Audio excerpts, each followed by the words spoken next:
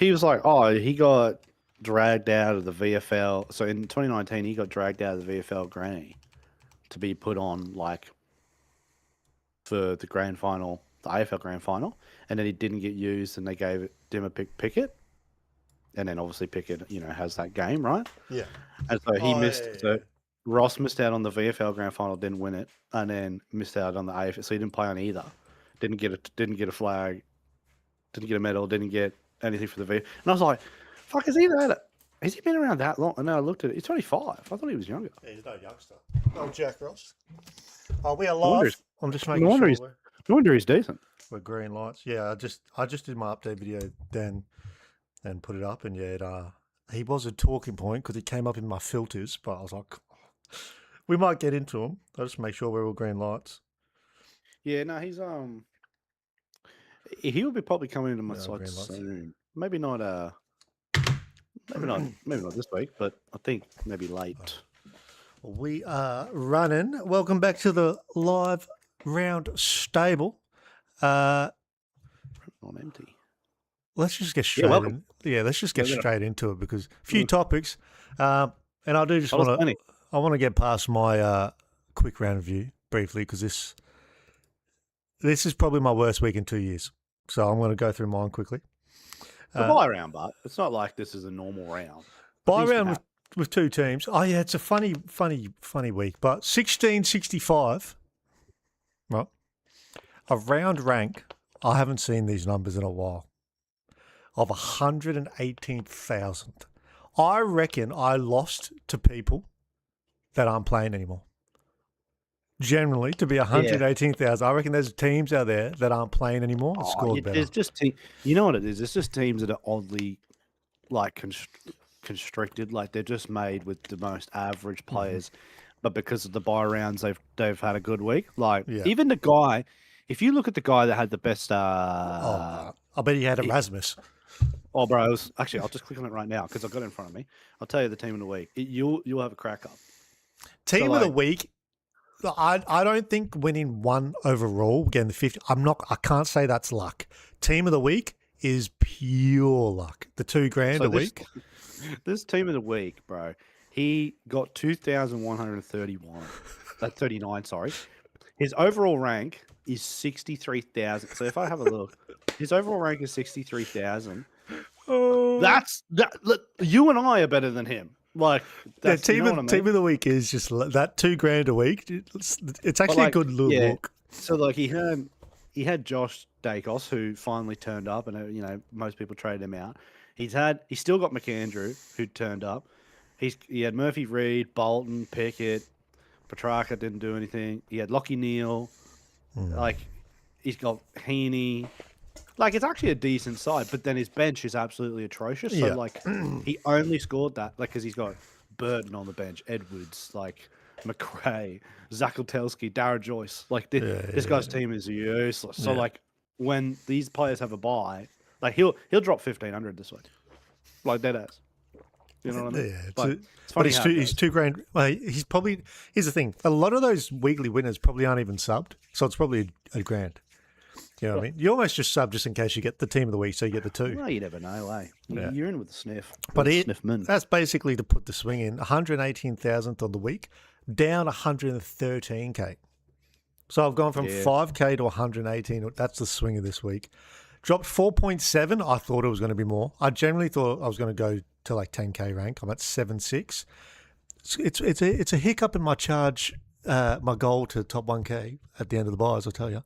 That week does not help. Well, you've only got like 3 weeks left, so doesn't help. I will. My last 2 weeks of my targets. That's where I think if my plan works, that's where it's gonna work. But Matty G's already in. Welcome in. But yeah, that's mine in a wrap. Shocking. Ranked in the top 63%. It almost 63%. Yeah. So you don't need that much.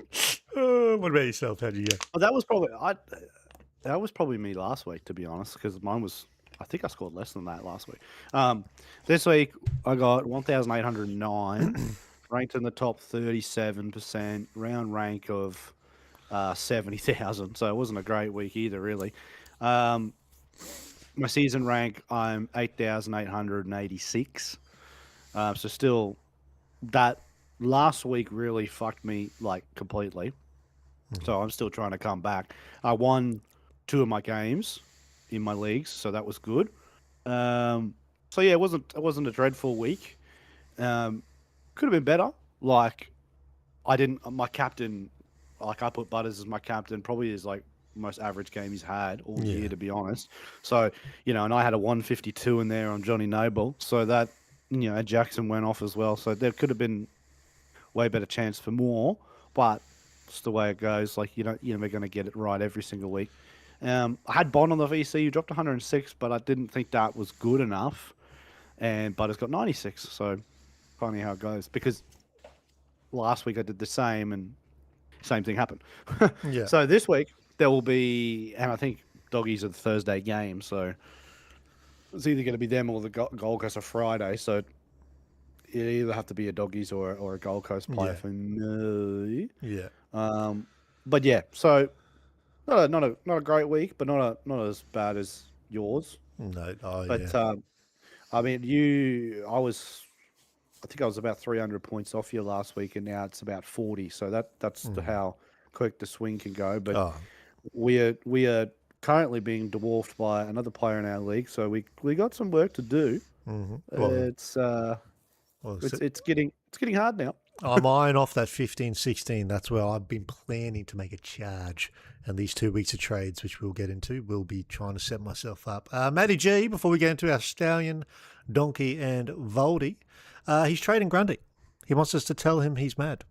But I don't know. It's if you believe the noise, like his. So I read up about his brother thing, right? I think everyone's getting caught into this whole brother thing. So his brother traded him out because of what Cox said about potentially resting him through the rest of the season, and then his brother actually come out and said, "Oh, it was a punt," because oh, he has to say that, though. he has to say that, right? Yeah. But in the very first like chance that we're going to see, so he trades him, so we're all thinking, "Fuck, Laddams is obviously going to start." And in the very first game that he trades him, Laddams doesn't start. Now, Grundy only dropped 90. That's fair, but Max only dropped what 10 points more than 10, 15 points more than Yeah. him. So it's not like that's not a massive swing. And also, too, Grundy played against two good ruckmen, whereas Yeah. Max only played against Darcy Cameron. So there's a bit of, pinch of salt with that. So I don't know. Like I'm a little bit, I'm up in the air with it. I don't really know where to go. Like if you asked me a week ago, I'd be like, yeah, smart move. Like fuck him. But like, I mean, his buys next week, so that hurts. So like, if you're strapped on that week, I guess maybe, like, Yep. and I don't think maybe the sideways to Gorn does make sense. Oh, I don't know. I don't know. I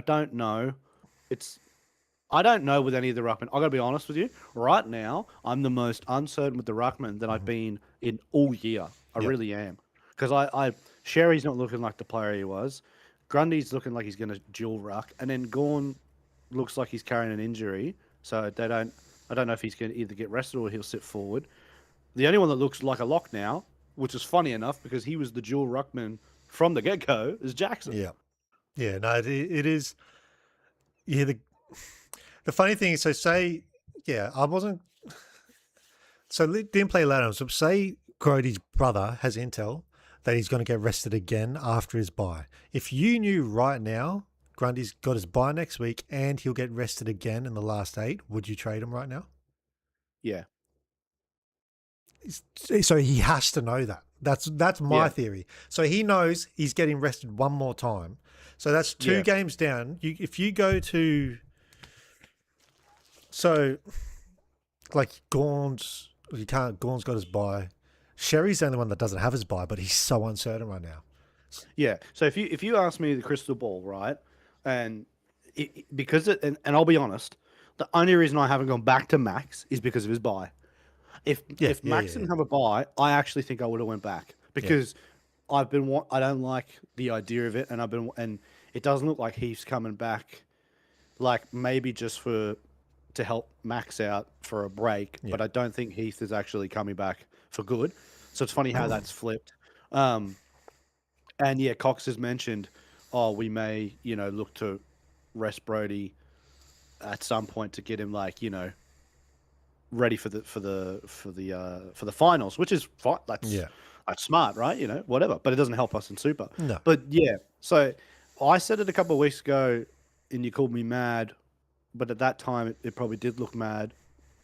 But I think maybe if I did it, I probably wouldn't have made a bad decision. It's funny how it goes. Like now, 2 weeks is a long time in footy. Like it seems crazy trading out a guy that got 203, but he's not that. I don't think he's going to be capable of it. So now you're left with especially Grundy and Sherry. So I've got Grundy and Sherry. So it's like Sherry's not looking like anything he used to be, and then Grundy potentially could have a break. So it's like, what do you do there? Yeah. And there's mail that Gorn might have a break this week because of his shoulder, but we just have to wait and see. I reckon he just gets rolled forward. I don't. Yeah.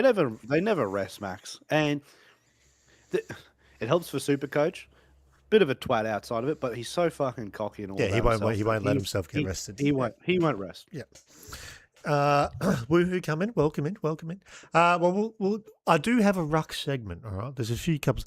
The ruck talk. Right, we've got the four. We'll save more for that. The big four. It's got a bit of talking point. Little nugget for the ruck segment coming up. Not a single one of them is more expensive than they were at round zero. They've all dropped money. So take that for what you will. We'll get into it. Stallion. Ooh. I'll kick off my Stallion. It's got to be, again, I reckon he's pulling some votes here, but it's got to be Bailey Dale. I think he's my highest scorer of the week. 122. He's doing it outside of Marvel, which is not what I picked him up to do. I picked him up to go ceilings Marvel, and I was ready to accept 70s at the G. I don't think since you bought him, I don't think he's dropped sub 100. No, he's been wonders, to be honest, for me. So he was my highest scoring of the week. So Dale has to be my Stallion. Pretty easy one. If you look at it, I'm fairly certain he has not, since you picked him up at that round, he's not dropped under 100 points. I'm fairly certain. I could be wrong. I think there was 198 or 97. He dropped at 97. But I'm not sure the round you picked him up. It must have been here. So it must, because I remember you picked him up on a Marvel game, and it must have been against Sydney, because it was since then 113, 141, 128, 141, 97, 106, 122. In terms of the best possible scenario, that is it. You don't get much better than that. It's the dream of a trade. He's got so well. I'm guessing who your Stallion might be. It might be the halfback. You've got the other one. He might not be a Stallion, but mine's. Oh, it is. Nobody else scored 152. Johnny Noble got 152, and it's the second time that he's done. He's gone clear of 150. He's done it once already this year. Genuinely could be a VC option this week, honestly. We're getting to that type of conversation where, he dropped 161 against Port, and then he dropped 152. So that's in the space of 3 weeks. Yeah, he's started off the season a little slow, but I didn't have him then, and so that's when I jumped on him when he was 457. And I thought that's at a that great time pickup that was 457. Yeah, I thought, that's a good, and he's now pretty much 600k. So. Oh, he's now my D1. Funny how it goes, eh? Very quick how it can change. Yeah, it's quick how it goes. So yeah, he's unreal, and he seems to have that. It's funny because Gold Coast have two of them. They have him and Rioli, and I didn't think it's a bit like the Adelaide situation with Miller and Worrell. You didn't think that both of them were gonna get those scores, but no, he is, man, and I'm wrapped. He's doing wonders. I didn't bring him in for 152, so I can tell you I'm happy with that. Well, they aren't really both doing, because Rioli isn't good. Rioli's kind of been moved slightly to the wingish kind of role. Yeah. So. I have seen a couple games where Noble has been out there, so I'm not sure if they depending on the opponent, they kind of float. But he's been a ripper so far. That's a brilliant one. Before we get into our donkey, I reckon we're going to share the donkey. No, we won't, I think we will. The Woohoo said he can't hold both Clark and Walsh through their bye. and he's a Carlton nuffy, I would. I'm holding Walsh just because I think he's going to be my M8 for my plans and my trades. Yeah, he's got. Yeah, I don't think trading Walsh is like. There's no need to do that. He's capable of getting hundreds. Yeah. But he's capable of dropping a 70. But sometimes it's just the way. Like I will say, I think he's been a victim of some of the weird Supercoach scoring this year because like you look at Walsh's stats. Like so, I'll jump on the fantasy and I check and I look because obviously I know who everybody's got in our league. So I check the players and I'm like, oh fuck, Walsh is having a game. Yeah, whatever. That's going to be, 120 from him. And then you go check like the footy scores, and he's on like 70, and you're like, so he doesn't translate for whatever reason. His game doesn't translate. Sometimes it does, but then sometimes it doesn't. So it's strange how they're. If you would ask me who would you rather, I'd be keeping Walsh because Clark. Sometimes this year, if it's not going the way. If it's not on the terms for Freo to chip the ball around, Clark actually doesn't score that well. No. Yeah, I would. And there is good mids to go to, but I feel like there's a lot of like value halfbacks. So he is saying Clark Poo angry to Ash Dawson Potts. I was going to say Clark to Ash is the guy. Ash is still what, 5'10"? 5'09". Walk past it. He's back at half-back. Like, how do you walk past Ash at 5'10" and he's back at... He could, out of nowhere, be back in the middle because Whitfield's back half-back. So, are they doing them both? I don't know. Ash is still probably a better option to have than Clark. Yes, I would. Even midfield Ash is better to have than Clark, I think. Yeah. He was still getting 95s. Ash was still getting 95s in the mid. That's fine. People...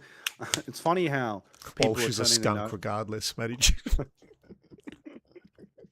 Look, I mean, you're not going to get much different from me with a Pies fan here. But, I mean, people are turning their nose up a lot this year about, like, high 90 scores. You got to remember, like, a high 90 is still a decent score. I mean, people don't see a ton and they're getting shitty. Like, a 96 and 98 is still good. Yeah. That's still good. When you're dropping, like 80s and, like, low and then, like, high 70s, then you're right to be pissed off. But, yeah. For Walsh, I don't know. I'd keep it. He is saying he's one of these ones thinking Durham around 6 after his bye, which is smarter than what people are doing right now. Yeah, after the bye, I can completely understand it. And if I still had Philippou at that stage, currently right now, as we speak, I've traded him, but because his break even's 117. But if I still had him and I can make that work, I see people trading Murdoch for him. I don't know if that's. I don't know. A good idea there. I'm not about that because I've seen Murdoch get 100s or like high 90s. And Durham, Essendon, I don't know, man. You got to remember Durham is very injury prone. Yeah. I don't know. I just don't know there. So if you're corked on cash gen, it's an easy option. Yeah. If you have cash gen, if you are one of these, they have a fair few trades and you got some of these 250Ks on the bench you haven't downed yet, I would probably go past him and just go to a primo.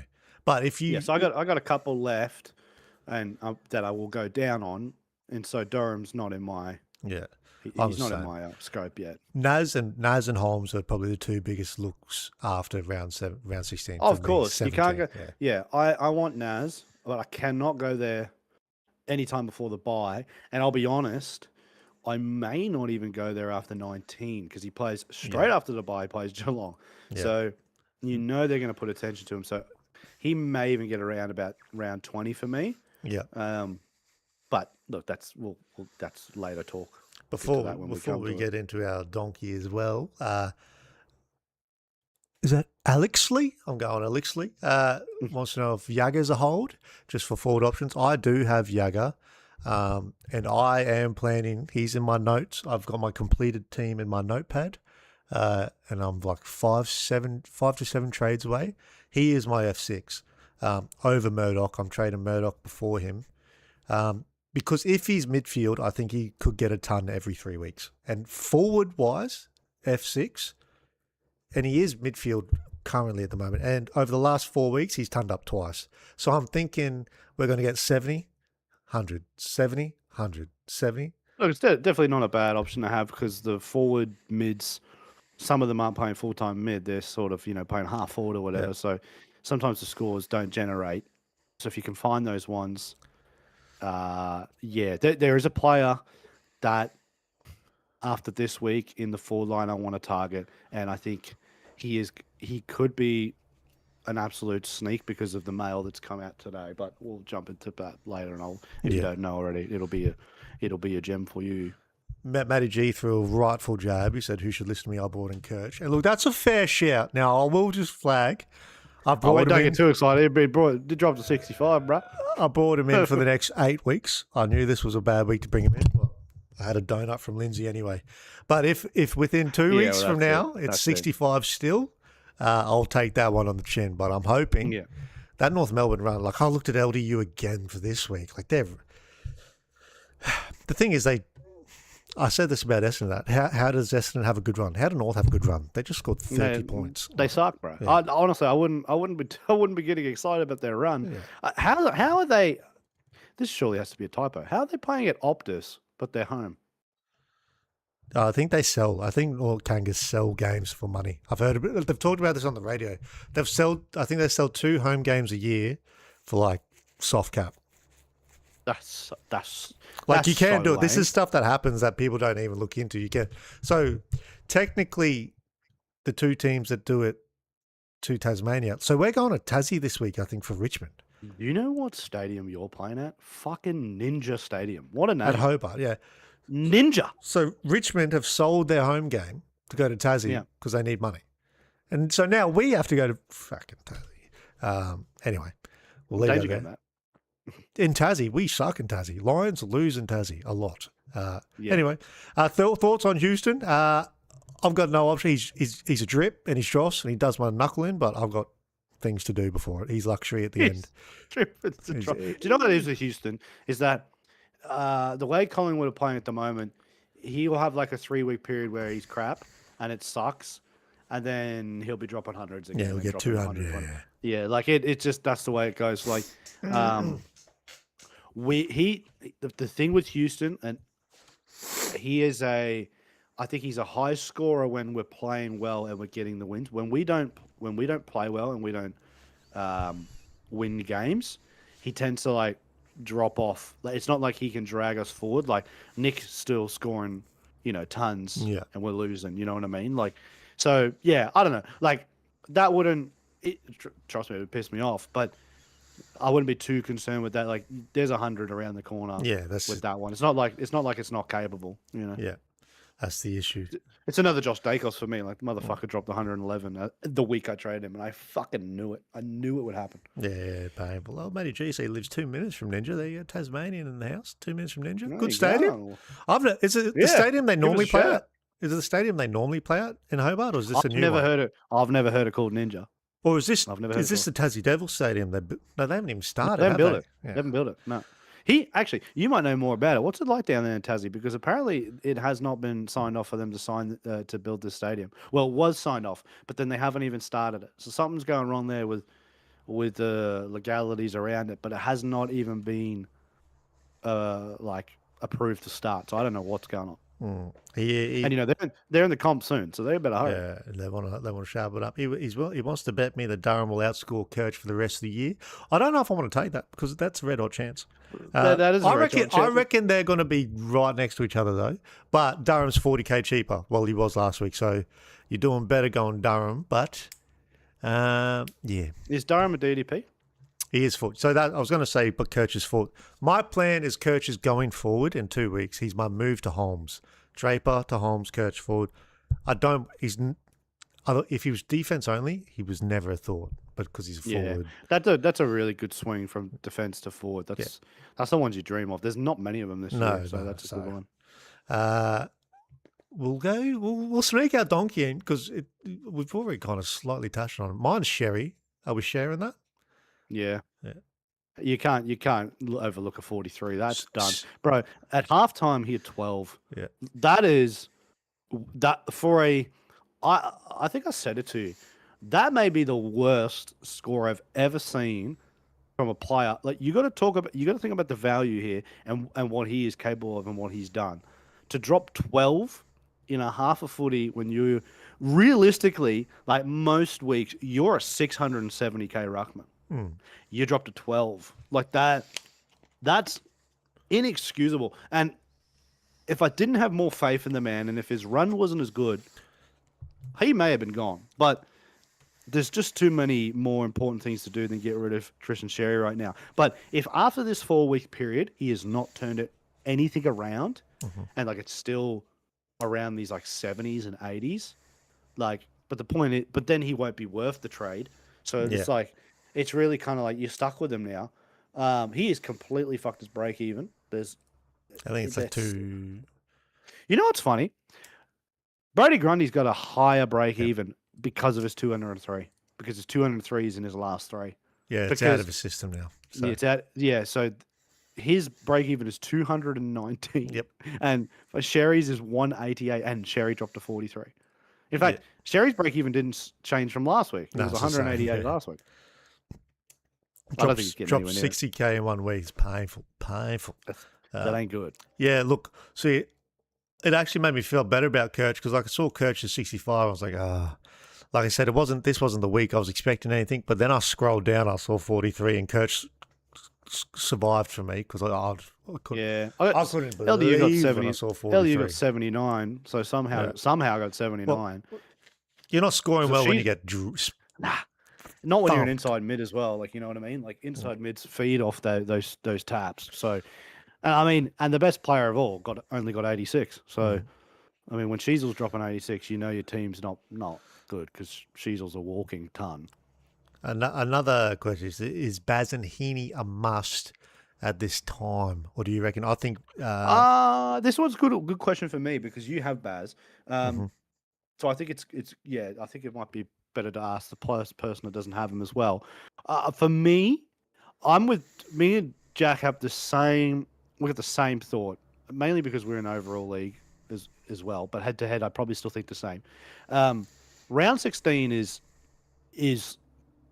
dreadful. It's dreadful because it's got nearly every good player that you would want to put in your side is on that round. That's 2 weeks away.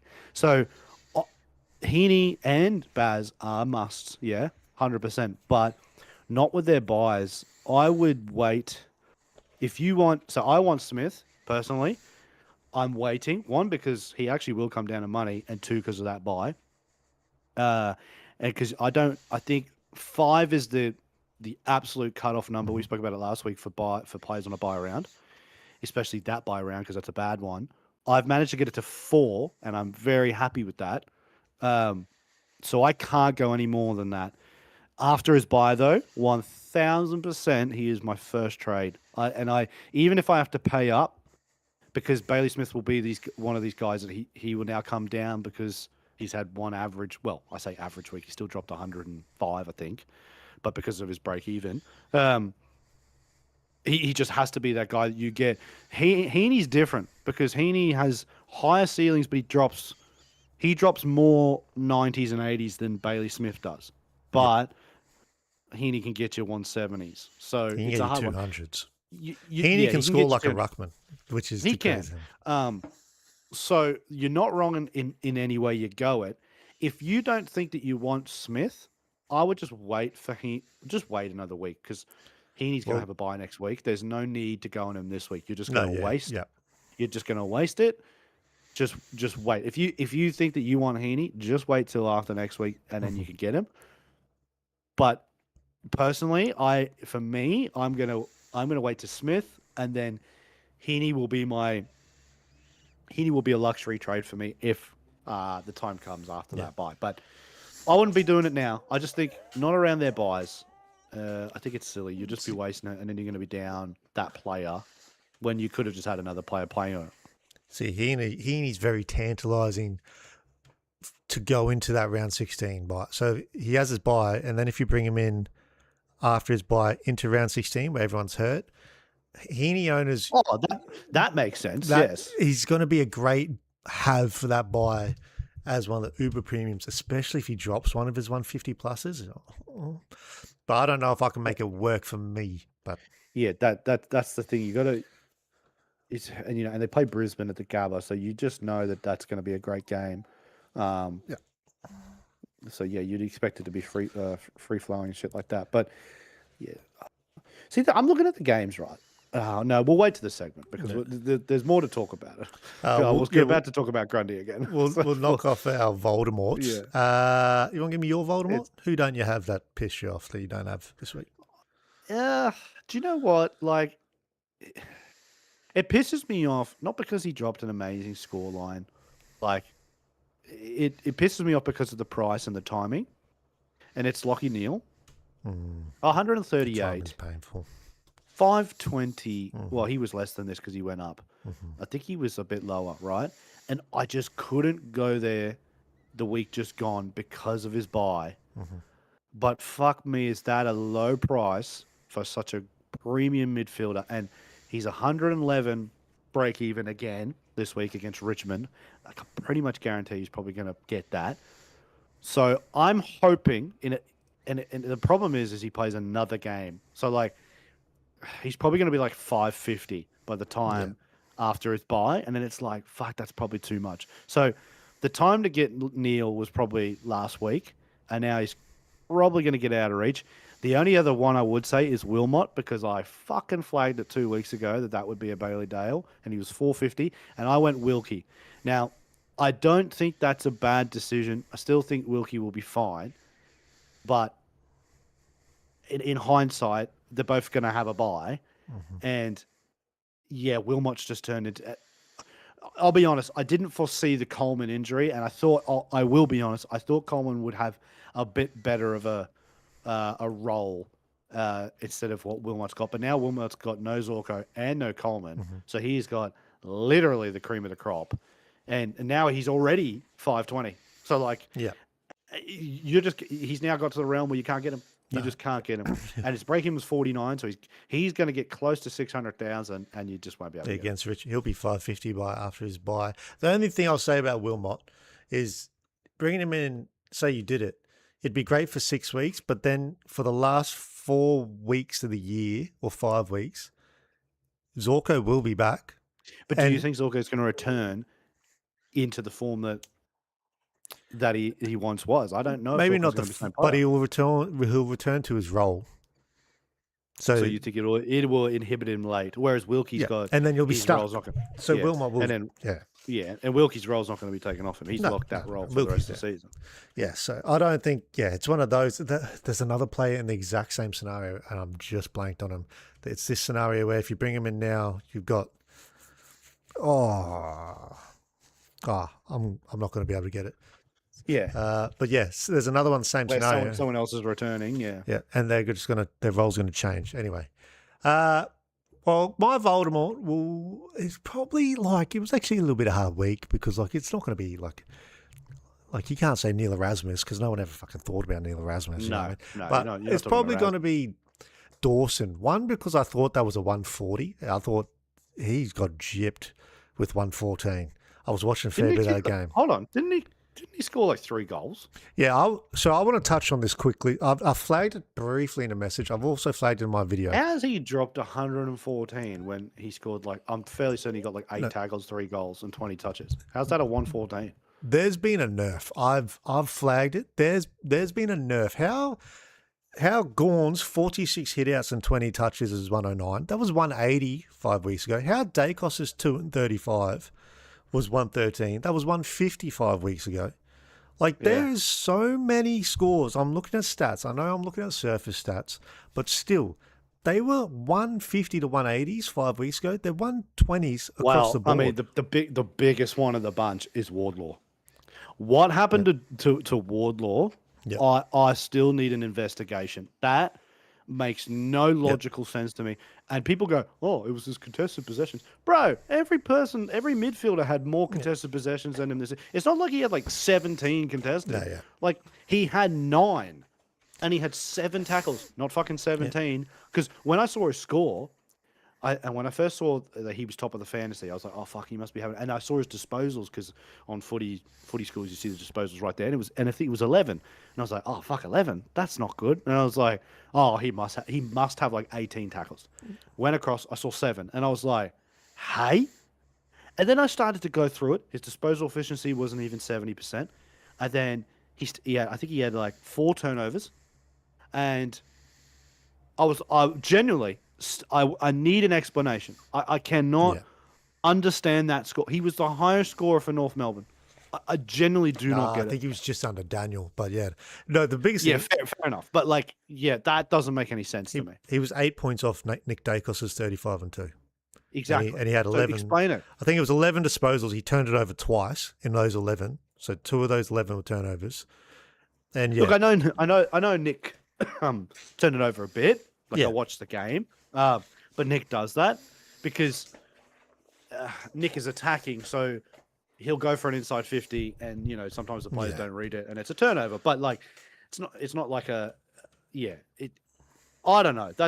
I want to look at Nick's. I'm going to look at Nick's disposal efficiency and see how bad. So I think Wardlaw's was 86%. It wasn't 100, but it was 86. But yeah, it is how he's scored that. Dacos's disposal efficiency was 74. That's not terrible. That's pretty good. Like, I'm not looking at that going 74 is a problem. Now let's go to fucking old Mr. George. Yeah, no, it's an issue. It's 82%, but it's not wild. 2 turnovers. That is. Yeah. I can't understand that. I really. Someone from Supercoach needs to come out with an explanation. Come out with an article. We need it. Yeah, I need it. You. I'm confused, but I'm with you.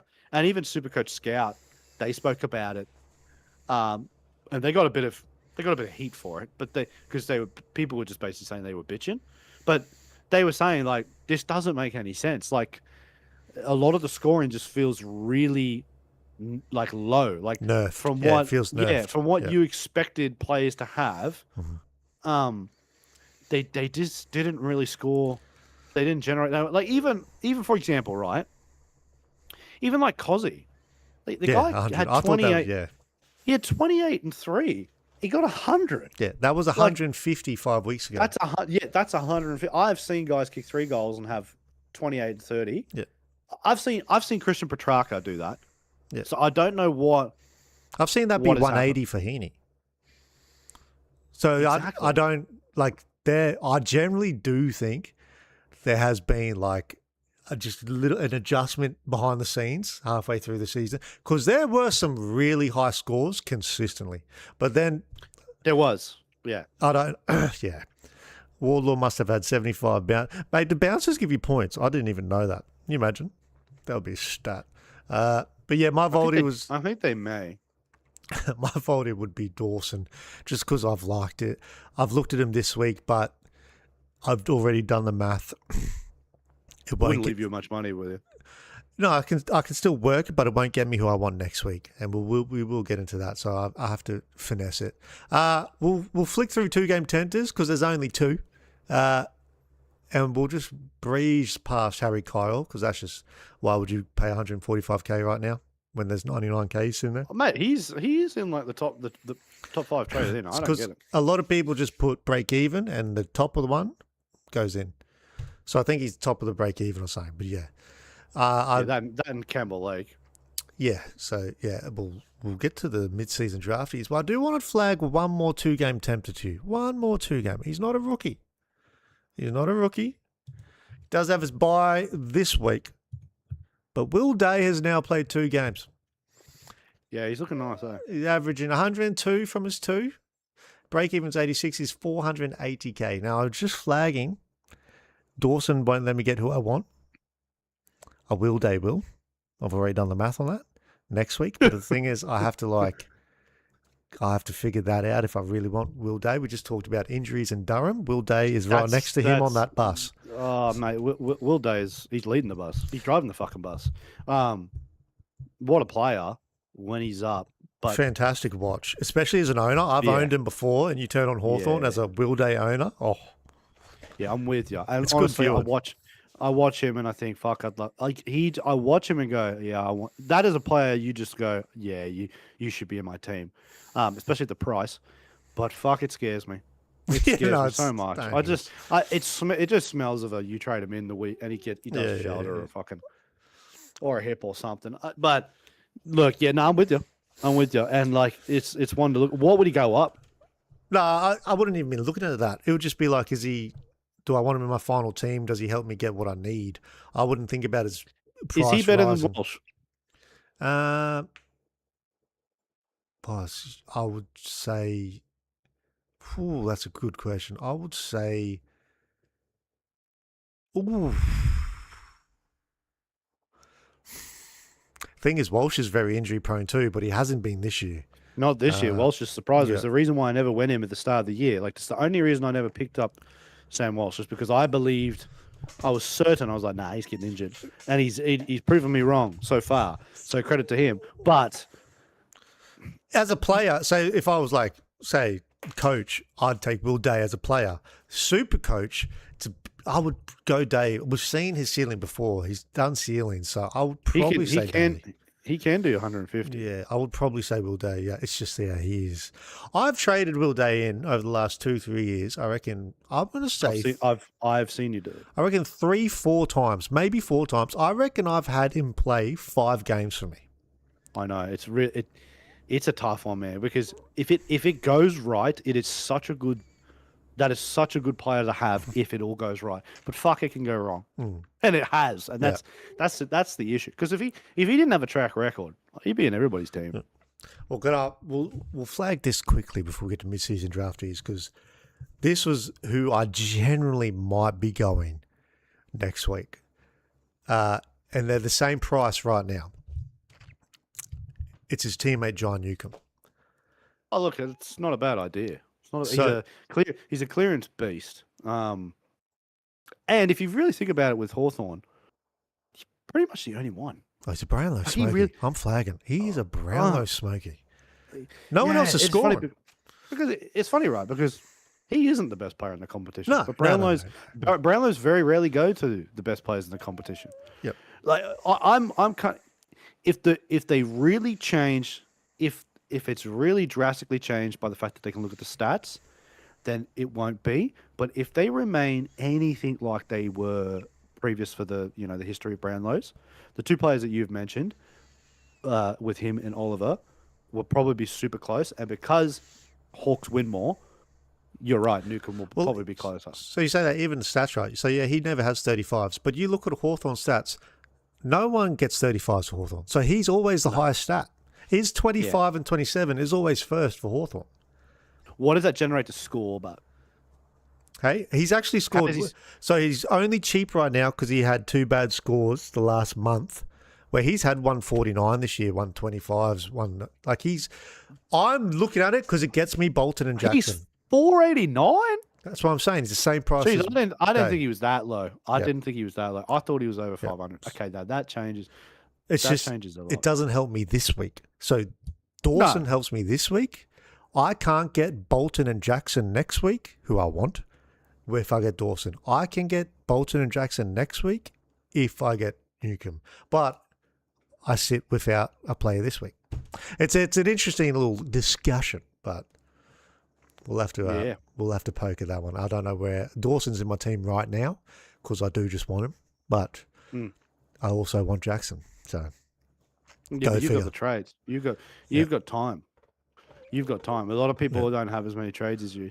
I'm planning to use 6 over the next 2 weeks to get what I need. Well, you'll come straight back down to what everybody else is. Yeah. But that'll pretty much round out your squad, though. Be close. It'd be close. Be a few things left. Newcomb.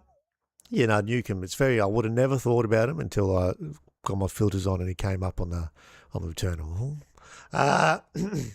So yeah, Will Day. We green light him, Will Day though. If you want to go Will Day, go Will Day. Oh man, the injury history really scares me. I just see it happening. I don't know. Like maybe give it. I don't know. I would say you need more time, but the problem is if you get more time and he's scoring well, he'll be out of your range. It is a flat out punt. It's get a coin out, flip it, because honestly, it's that. Like, just go heads, and if it lands, then you pick him. Because I can't confidently say he's not going to get injured in the next 5 weeks. Yeah, no, that's a fair shout. But if he doesn't, he's definitely a player that at that price will exceed that price without a doubt in my mind. There's a fair shout. We'll sneak into our mid-season draftees because this is basically the targets, downgrade targets. Now, Yeah, there's a few. 3 played this week, and I want to flag another 3 that haven't played yet that are just the ones that you're talking about. But the 3 that have played, obviously, a lot of the competition already have. Hugo Hall Kahan, 72. Good return. Yep, I got him.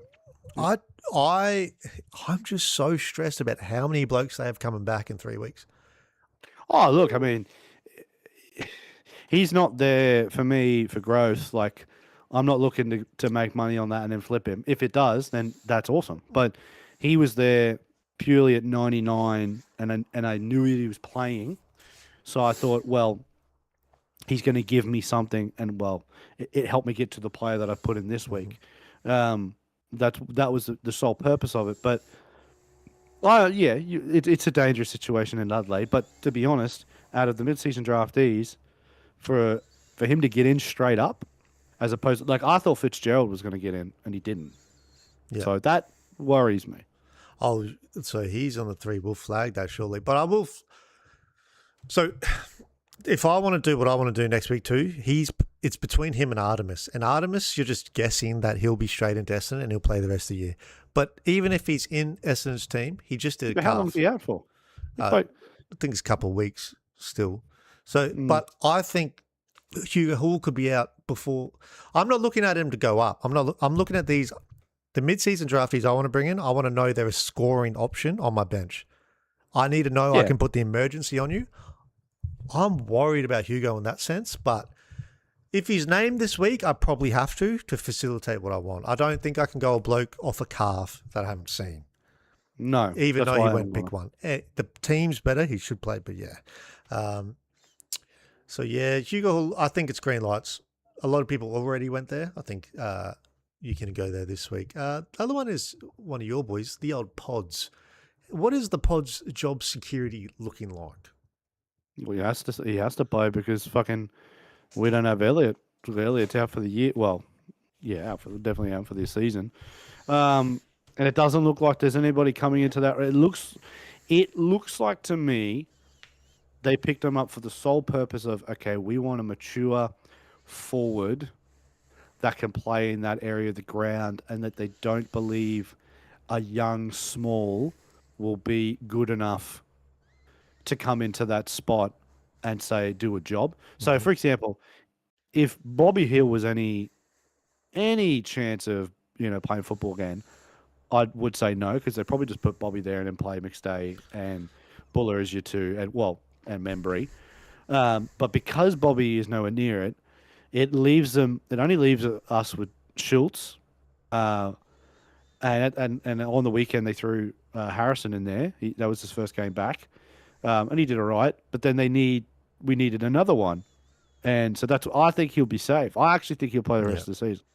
Well, but the thing is, I don't know what his scores will generate to, but like you said, even if it's fucking a 40, it's an emergency there that can play. Yeah. If you have a 220, like say, I'll tell you what, I still have Doverston, so there is a chance I could make almost 100k there.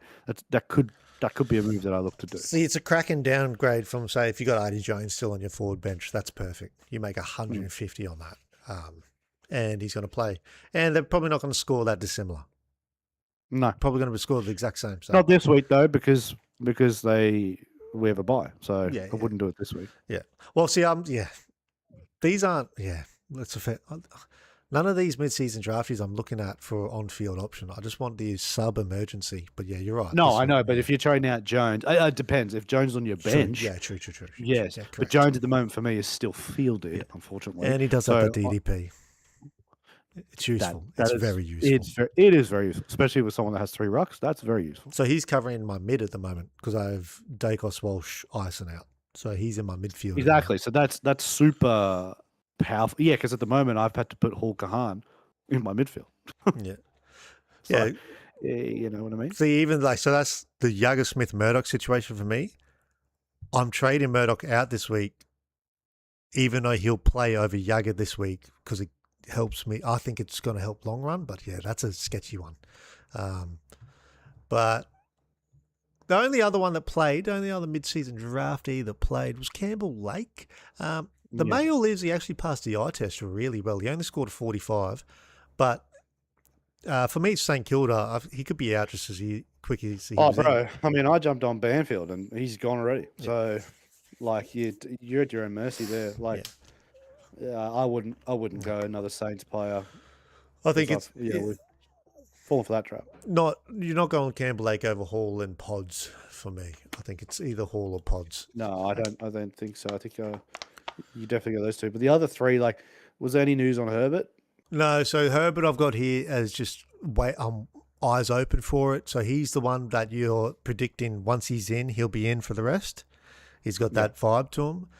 Artemis has that vibe because he's pick one, but again, coming off a calf, like, who knows? The other one is Joel Fitzgerald that everyone's gone. Now, I flagged it in my update video, and I'll flag it again. I don't know how he gets in. It's hard to get in, eh? Why has everyone gone early on him? Like, their midfield's fine. Like, because he's 99K, so people are just jumping. You know, they're just jumping on it. But I'm not going there. Not until I've got confirmation he is going to be in the side, and then I see it because you got three. You know, he's not going to be on the bubble, so you'll have 3 games to see it, and then I watch it and go, okay, damn, you're something. I'm going. No, I'm not interested yet. So, but I guess people look at how good he has been. Yeah. And they just think that he'll somehow make it into their team. But I'm not about it yet. I'm saying I need to see. Like, I need to see him get in. Like, they've even got fringe players in their team that can't get in the midfield. Like Langford, he can't get in the midfield, and he's in the team. So, like, he had a good game of the weekend too. So how's this bloke gonna? Yeah, but why would they? It's the thing about the mid-season, right? Why would they draft him? But here's the thing: people don't get twisted. He wasn't pick 1. He wasn't pick 2. He wasn't pick 3. He wasn't pick 4. He was pick 10. Yeah. So this could just been a pickup for the Rezzies, man. It could have been a pickup to we need to fill the mid stock in the Rezzies. Absolutely. So there's no like mid-season drafts. I think the problem with mid-season drafts, right? And this is the thing that people have to realize, is I think we've seen like a handful of absolute guns, like McCarthy and John Noble was a fucking mid-season draft. Newcomb. Brody Myercheck was a mid-season. Like, we've seen some superstars come from it, right? But they don't all turn into that. No. And I think that we're getting caught up. We're trying to look for who that one is going to be every single time. But it doesn't mean to say that every draft is going to have those. Like, these guys just might be solid rotational players. Like, they're filling gaps that that club needs. Like, for example, we put Pods in because we don't have a forward. Would we have even looked at him if Jamie Elliott didn't do an ACL? I probably don't think we would have. Yeah. So, you just got to... That's why I jumped on Hall Kahan, because I was like, well, fuck, he's in the team right up. So they think, shit, we needed that position right now, and he fills it. Whereas if Fitzgerald was a player that they really needed, which they don't in the middle, because I think, Windsor's playing well, Chandler's playing well, Langford's playing well, Cozzy, Steele. Sparrow, Steele, Rivers. Yeah. I mean, I know they're all kind of in different spots, but how are you breaking past that? Yeah, I don't know. I don't see it. Yeah, I struggle to know how he gets in. That's why. I'll tell you what, I never would have. This is just a bit of a tangent. I never would have thought Melbourne would have been better without Petrarca and Oliver. And holy shit, are they better? I think it's the coach. I think Goodwin was just turned to crap. Now that is a very good point. Yeah. And look, they weren't superior in the game on yesterday. Like, we actually like there was like 3 chances at the end there where we had shots out right in front of goal and we kicked behinds, and then Yep. they went down the other end and scored a goal. So like realistically, if we kick straight, they don't beat us. However, that is a better Melbourne side Yep. than that was for the last 2 or 3 years, and they lost their 2 best players arguably. So it's mental how it goes. I wonder what he could have done with them because Exactly right. You imagine if they had Pachaka and Oliver. Yeah. Jesus. yeah, because and like he got his stripes under Scott for years. So this was say less. he was Scott's assistant. Yeah. So this guy's system based. That means he plans things. I'm not surprised. This was a very shrewd appointment from Melbourne. Yeah, I'm not surprised, motherfuckers. To go get King under Scott. Very shrewd. He's very, very good pickup. See that quickly before we move off the mid-season draftees, I just wanted to go back to Hugo Hall quickly because I haven't flagged another thing that put me off initially. Is he's one of these mid-season draftees that has been on a list before. Horse had him at Sydney for 18 months and let him go. I rate John Longmire's football mind, and if he had a year and a half with this bloke and went, "Nah, I'm good," I struggle to see. People can change over the 4 years in the Reds. They can. It can happen. They can change, happen. and that is basically what you're just talking about. Is literally the story of a mid-season draft. Yes, it right? is. Like yes. they get fallen out of the system, and then they somehow work their way back. So, but I know what you mean. Like if he was a genuine superstar, he definitely would have made it into Sydney. Yeah. But Sydney have let some players go before, and they've turned out to be fucking Jordan weapons. Dawson, top of that tree. Exactly. And that was Horse as well. So maybe he gets it wrong every now and then, you know? Yeah. So they've had a couple. Yeah, that's a fair call. That's a fair shout. Yeah. Jordan Dawson was a big one. That bloke, he changed. Hey, and it's funny, to the same team. You've probably just made me get Hugo. Maybe Adelaide just knows how to unlock the Sydney prospects that didn't work. That's it, we'll sneak into the ruck talks coming, I promise. One more segment before we get into the big 4 rucks. Best picks off the bye. Now, I'll give you 5, and I want you to throw anyone that you think I've missed in here. Righto. And I'm including them all. So I've thought we'll do a rolling. Yeah, because I was going to say there's only 2 teams. Yeah, but I'll still include, if I still think there's better picks in the first 4 teams, still, I'll count them. Obviously, we're not taking in the 70% Sheezels and that, and the tracks. But number 5, I reckon, best pick off the bye is Lockie Ash right now. Could be higher for the price. Could be higher, to be honest. I'll actually go straight. I'll probably swap these 2. Number 4 is Horn Francis. Probably swap them. Just Horn Francis, 440k. 440. Yeah, but there's a reason why it's 440. Yes, yeah. I would. So like I've sat through it. Like I got him a while ago, and so I've gone through the whole committee because I got him. I think I got him at like 490, close to 500. So he's anyway. But he is capable of doing what he has just done these last couple of weeks. But Ash, for me, I'd go Ash at 509 because I don't think he's going to get lower than that. I don't think he gets ahead of these next 3 though. At number 3 picks off the buys, I would say Dawson. Still at that price? Yeah, that's why he's 3. If he was cheaper, he'd be 1. I think. I think. Well, I'll give you the other 2. 2 I have LDU. He's cheaper now. I still have him. Cheaper. Just that run. And that's gonna hurt him. That's gonna hurt him too. That 79, 112 against West Coast, 112 is definitely doable. But like, let's say he doesn't have another one, then he's gonna be cheaper. Yeah. And I do think the best pick off the buy right now. Oh, see, I'll go to my Sherry's in my mentions just because I feel like you can just chill out and have a look. I had him in my 5 last week. He's in my mentions. I've gone Callahan. I think if you don't have Callahan, it has to be Callahan. I think you bring. I was going to say if you didn't pick Callahan, I was going to give you a. He's number 1. He's 494 and his break even's 51. Like, is he still sub 5? Yeah, bro. Like, he's number 1. He's sub 5. His break even's 51. He's playing the Saints. Look, he may get Garcia, but I don't think Garcia's going to stop Callahan. So Well, yeah, I think you want to talk about the blokes that are on the peptides. Windhager's tagging now because Garcia's too good of a midfielder. Windhager tagged yeah, Heaney, and Heaney ran him. So, yeah. Well, no, I'm not surprised.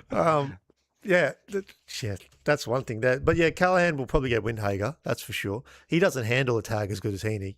That's the No, he issue. doesn't. That is one thing Callahan has to get into his game. He's got to He's figure out how to shocking get rid with of it. tag. He's not good. I mean, look, he's actually still really young, Yeah, yeah, which surprised me. He looks like he's been around for like 10 years, but yeah. he's not. And I can't believe St Kilda offered him like 15 million. He turned him down. But yeah. So he's got to get that into his game. Like, Yeah. but I still think. I mean, at that price, you'd be mad not to. Even if he has a stinker, that Yeah, no. you can't walk past If that. you don't have him, I think you have to get him in. My three honourable mentions, like I said, it was Sherry, just because he is 570, but you can just have another look. Here's the thing, you say it every time. They get these massive break evens, and who do they verse? West Coast, Yeah. Essendon. Yeah. Like it's just, but 43.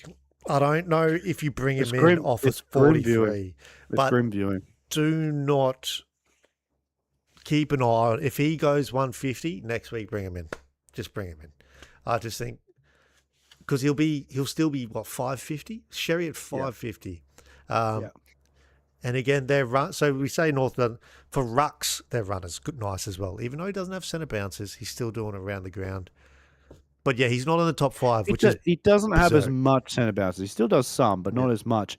But when you've been beaten by over 100, that ball's going back to the centre a lot. So he really thrives in games that are close in contests and stoppage, right? So when the game's getting high stoppage and the game's tight, now that's difficult when you're North Melbourne and you're not very fucking good. So sorry if you're a Kangas fan, but I was talking to the guy today at the barber.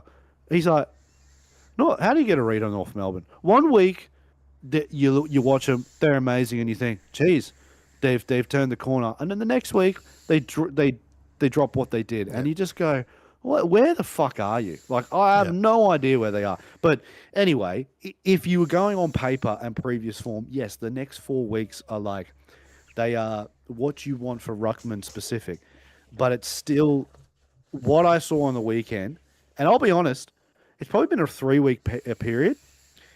It hasn't been great. So if he doesn't drop a ton against Bailey Williams, who is actually a very improved ruckman this year, I don't know if he's going to I don't know how he's going to go the next 4 weeks. And Essendon seemed to be every ruckman's kryptonite. It's the curse. So I don't know. I really don't know about Sherry. Just for his track record, you'd have to just back it in. But something doesn't look right with him. Yeah. And it's funny because at the start of the year, he dropped 199, I'm pretty sure, against West Coast. Yeah. It was Flynn, though. It wasn't BJ. It was Flynn. That's true. And Flynn's dross. But the point is, he obviously still got around the ground. You know what I mean? He looks like he's carrying something to me. When I watch, he looks like he's carrying something. So, and we wouldn't know. So they keep that stuff pretty airtight. But yeah, if he's near 550k and just scored a 130, I don't know how you don't bring Tristan in next week. If you don't have him, yeah. Yeah, if you don't have him. The only other two notable mentions, I thought Johnny Nobes has brought himself into the discussion as I think, what'd you say, 600k now? I don't know. I don't know if you can pay that, but he's one of the better picks off the buy. But yeah, I can't pay that if you got him when you did, or even at 520, 540, 550. But 600's a bit stiff. Yeah, I can't go. You wouldn't be going John Noble. It's I can't go Bailey Dale now. But yeah, he was just my Bailey Dale. I got him at 450, and it's just sometimes you get those in Super where you just pick them at the right time, and they give you all the rewards, but they don't always work like that. The only other one to flag, and only flagging it, he's only a notable mention because he's coming off injury. They think he's going to play this week. It's Rankin. If he's named, that changes everything. He's a chance over Horny One for me. Oh, for sure. So Horny One's in at the moment, but again, I need money for next week. So. Rankin is definitely the better option there long term.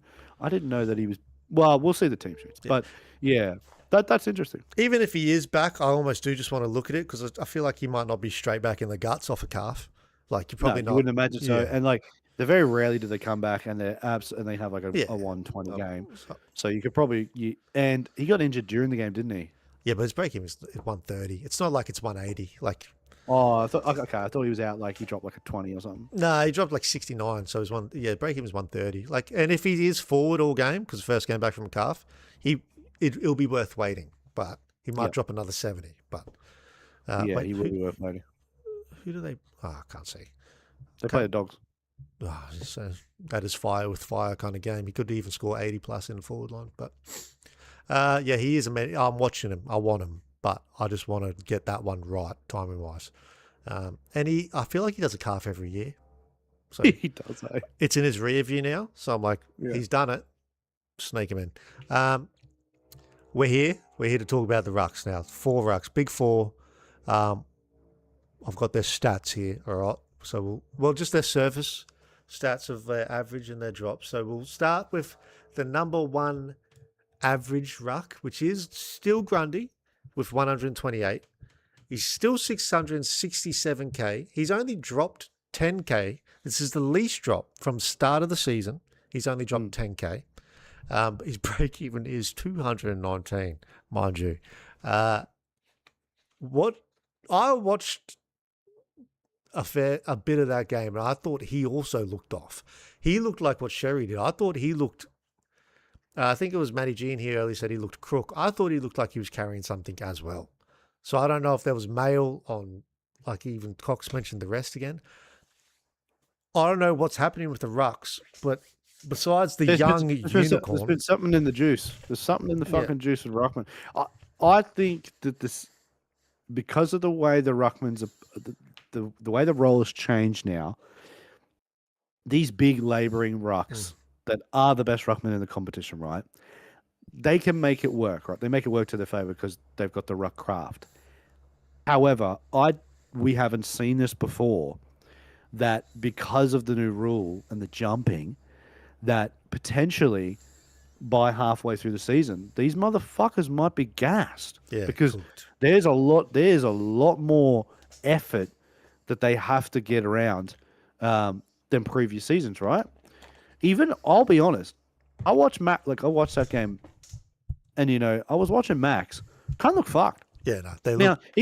he kind of does look like that most times because he's he's a big labouring man. But like, and what makes Max so good is he's still able to get hit outs, even when he's like he looks like he's toasted. But he genuinely looked like he was absolutely stuffed. Now it was a fast, frenetic game. But what I'm getting to is that because of these, I don't think people realize how much energy it takes for a big blokes like that are like 6'8" plus, and with that weight to jump as high as they got to in the middle of the ground and do it consistently like that. Yeah. And then to still get to every ruck contest because obviously they're not waiting anymore, so they're just throwing it up. Like I counted fair income 10 times, Max didn't make it. Yeah, that first, same thing with Grundy. Grundy didn't make a lot. Yeah, so they're just not. I think they're just it's halfway through the year. Some of them are getting close to their bye, and I think they've just spent their tickets.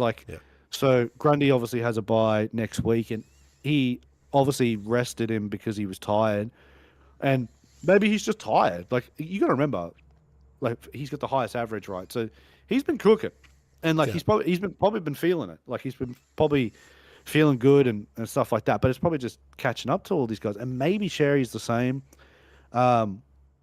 Maybe that's why Max was able to last a little bit longer because he had Heath. Yep. And then Jackson's a unicorn, so he's the odd one out because he's the like youngest. He's the young pup. He's the youngest, and he is the most athletic and fittest of the bunch. But he also is, he's quite tall and has his own craft as well. So I think because this season is so different, it's not like seasons prior. I think we're starting to just see them run down a bit. Yeah. And maybe everybody's fear at the start of the season where we were thinking, fuck, the rucks are going to change. Maybe they're not worth going to. Maybe that's going to happen at the back end. Yeah. Not the start. They're running out of juice. It is funny because it is each three of them, they're all looking the same. And so we'll sneak it. Gorn's the second highest average, 123, 587. He's dropped 100K since his starting price. Break even of 128. So this is around where he is. Yeah. I also, you're right. I think for years he's looked cooked. He always looks stuffed when he plays. Yeah. So he's a hard read. Whereas Grundy and Sherry, I thought were very noticeably differently looked gassed. Whereas you're right. If Gorn's probably the biggest hit out reliant one here. Absolutely. So he relies on his hit outs, and he does. He rarely loses hit outs. Very rarely. Rarely lose. In the middle, around the ground, rarely loses them. So if they go to advantage, that's points. Grundy's got the tackles and he's got the high disposals. Gorn does get disposal. Sherry's the big tackle one, and contested possessions for Sherry. He gets massive contested possessions when he's on. Gorn, if he doesn't get the hit outs, he's cooked, but that's one thing he can do stuffed. Yep. So I watched this motherfucker on the weekend, and it was the first time. It's one of the first times I was actually pissed off at watching my own game due to Super. And I was like, fuck, Super's affected me that much. I want to turn my own game off. So he would do stuff where he would tap it down, and then in the act of the first hit out, it would it wouldn't go anywhere near travel to sort of down for a clearance or a hit out to advantage to the player. And so he'd do this, right? And I was like, oh, fuck off, that's two. So he went tap, and then it went behind his head. And before it was going to go to a midfield, he'd do this. He'd just go. So he's had two. And I'm like, fuck off, I'm over this. And so he's tapped it to himself and then smacked it. And I'm like, that's so cheesy. But because he's so tall and he is so still so strong in the middle, he can do it. And so I don't think he's really affected by that sense. But then with Jackson has the goals. So Jackson scores a lot for a ruckman, because he gets forward. He kicked 3 on the weekend and 3 zip. So he didn't have anything going against him. Yeah. So yeah, it's all but this ebbs and flows with ruckman, because 3 weeks ago I was pissed off with Jackson. He dropped a 66. Then he played Brisbane and he dropped an 80 against Draper, and you're like, fuck, this isn't great. And then he does this, and then he murders bloody Sherry. So I can't get a read on them. I feel like they're all taking, Grundy gets 2 or 3, looks absolutely untouchable. Then he's gone average, and Max has come back to being the best one of the 4. And it's really that. Just judging by that means that Sherry's going to have a go. So. Yeah, that's it. I can't get a read on him. I can't get a read on him. That's why I would just not. Some people are going, nah, I'm getting rid of Sherry. I'll just wait. I think if you're sideways in ruckman at this stage, that's silly. Yeah. I would only be doing it if you had 3, and everything else around you was done. That's luxury talk. If my forward line was finished and I'm getting down to 3 or 4 trades, and I'm like, all right, fuck, how am I going to win this league? Right, Sherry, you're done. I'm going to take the punt. You're gone. I'm putting Max in, but not now. That's silly at this stage. But you're right. You are right. I've seen people trade them too. They're done. Yeah, no, it's a dangerous game. The third highest averaging is now Jackson. Overtook Sherry because of Sherry's 43. So Sherry's the last one out of these big 4 now. Jackson averaging 120, 564. He's dropped 46K, 564. Walk past it. Break even of 124. I want to flag. I don't know if we've ever seen this player before. I was just thinking it before. His body shape is a midfielder. Yeah. But he's the size of a key forward that plays ruck. Well, he's a little undersized as a ruck, maybe. Yeah. But yeah, he's not tiny. He's taller than a key forward, I suppose. But or is he the same? Would he be the same height as Ben King? No, I don't think. I think King's taller. Exactly. Well, there you So go. he's the size of a key forward that plays ruck successfully, but you even just Because of look his, at his it's shape. his, He's built it's like his, a ath- midfielder. it's his athleticism. That's why. He's He, he's he's he is more a athletic. unicorn, man. Yeah, he's more athletic than the forwards that are that tall. So forwards that are that tall, he's more athletic than Yeah. them. So that's why he's in the middle. When they said, "Oh, we're gonna like throw him through the middle," I was like, "How the fuck is that even possible?" And then I started watching it. They haven't really done it since, but like when he floats through the middle of the ground sometimes for just touches, he'll get a disposal and then he'll dish it off. Yeah. I'm like, this looks so funny because he's so huge, but the guy he has Yeah. the capability to do it.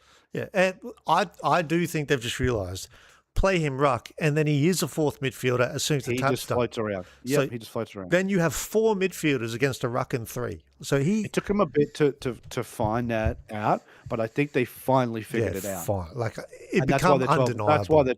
That's why they're 12-1. No, yeah, I generally think we could be witnessing the start of just like something we've never seen. I think he could be. I'm flat. He could be like the first Brownlow ruckman in a long time, in like 5 years or something like that. Like Yeah, if he starts to dominate, yeah. I've become a super fan. That's why I'm trying to flag. Mate, I've to become a watch, super fan. mate. To watch, he is incredible Yeah. to watch. I love having him as an owner because one, he kind of usually always repays you, but I love watching him. He's an enigma.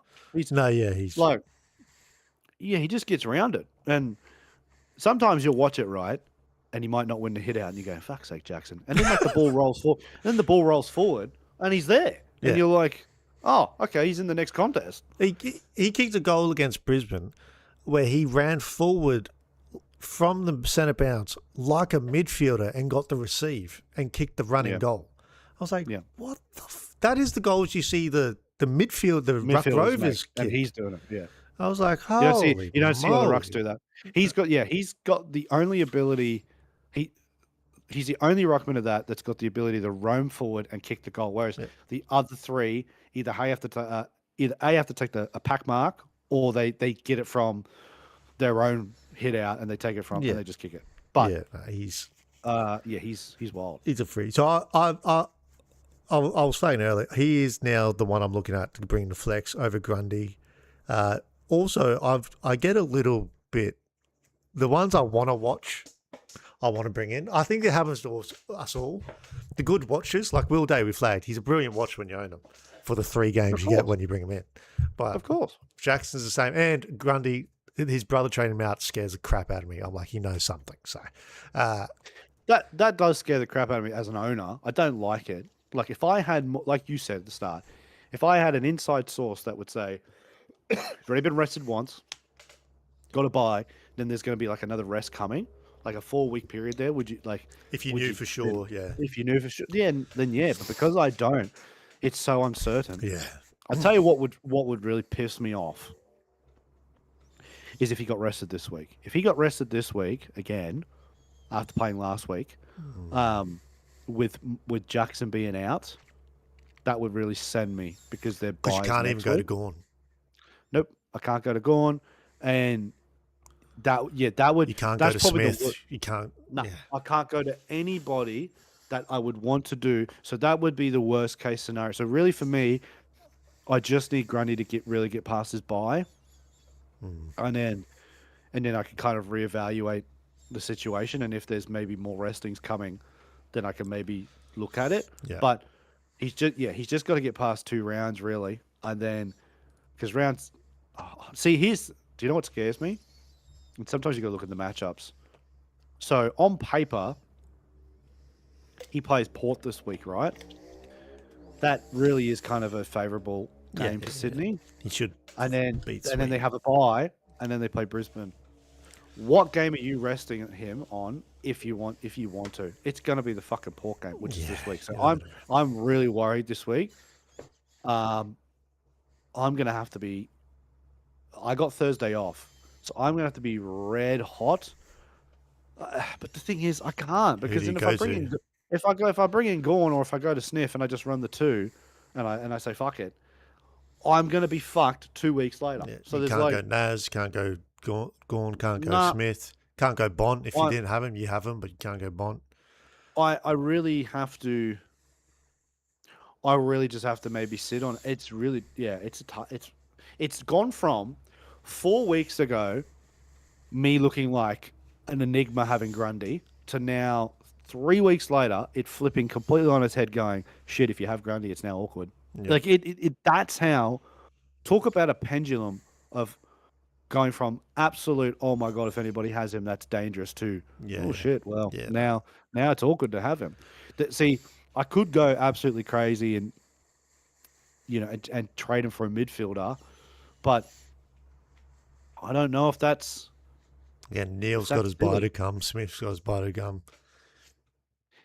It'd be Dawson. It'd be the only one. It But would be Dawson, but I personally think going Grundy down to Dawson is yeah, no, silly. yeah, no, You that want is Grundy right. and Yeah, Dawson, yeah, but but yeah, so it's just an awkward one for me and other Grundy owners.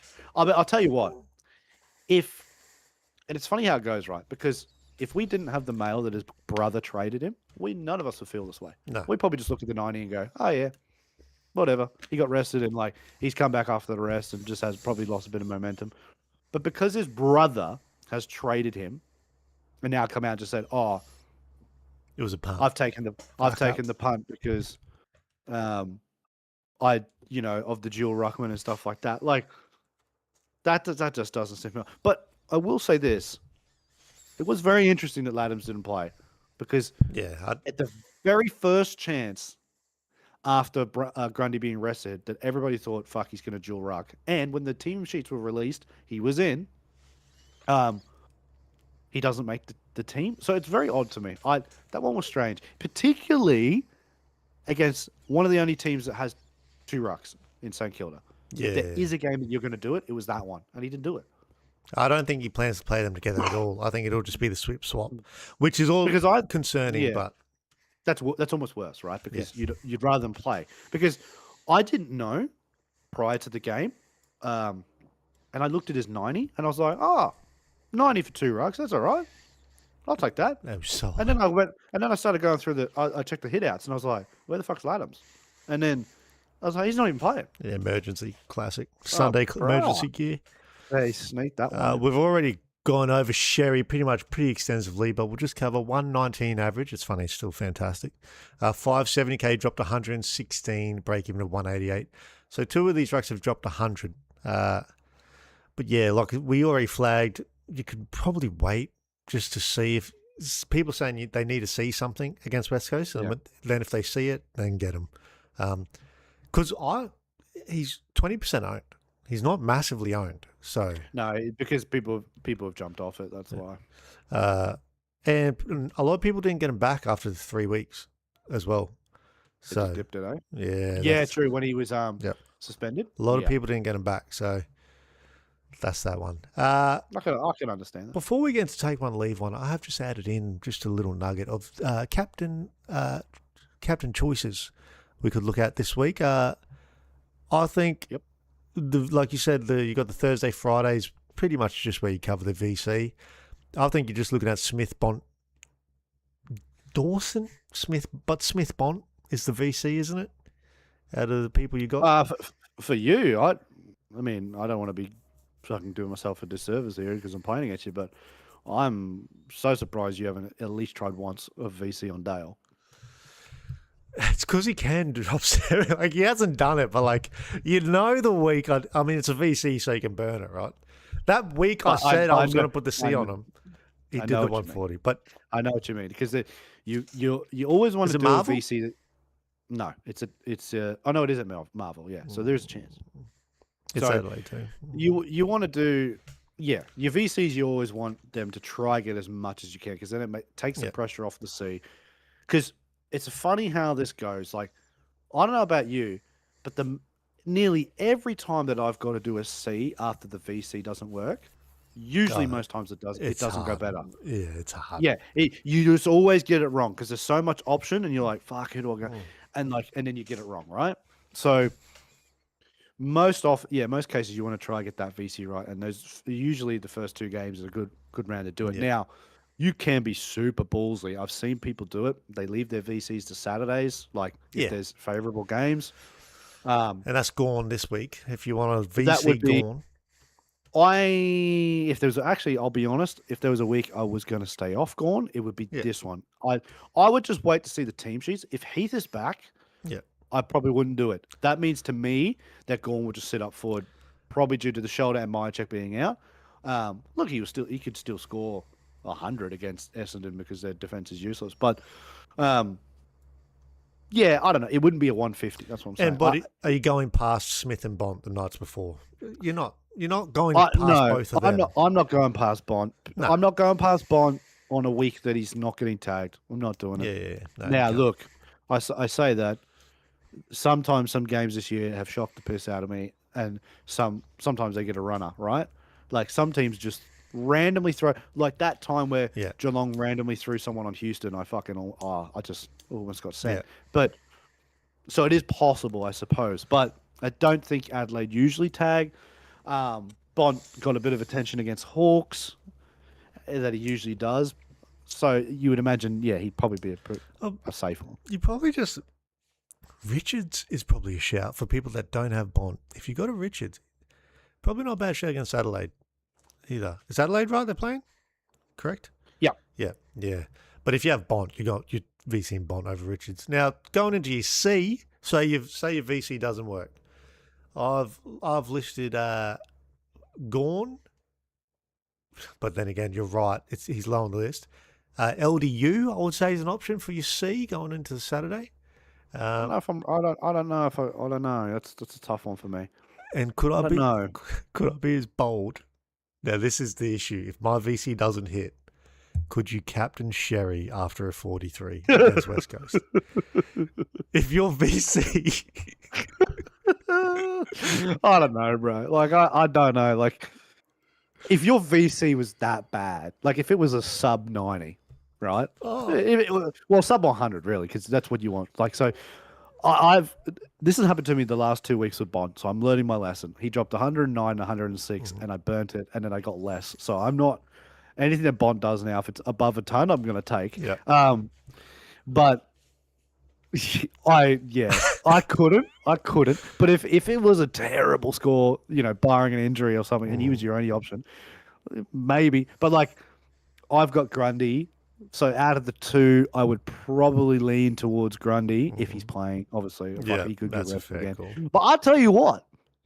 There's three other options here that I actually may go on a Sunday afternoon. I could go Sinclair. I could go Callahan.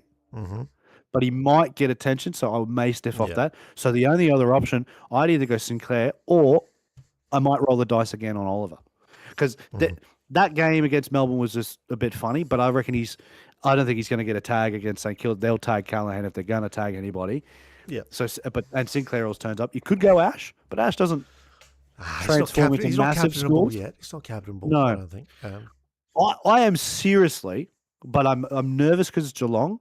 But I'm seriously thinking about a VC on Johnny Noble. I'm seriously thinking about it. But can I VC Johnny Noble over Bontempelli? No, you can't do that. That's true. No, not from Thursday to Friday. No. If it was Friday, if the Coast was Thursday and the Dogs were Friday, maybe. But because the Dogs are Thursday, I can't. No, I can't.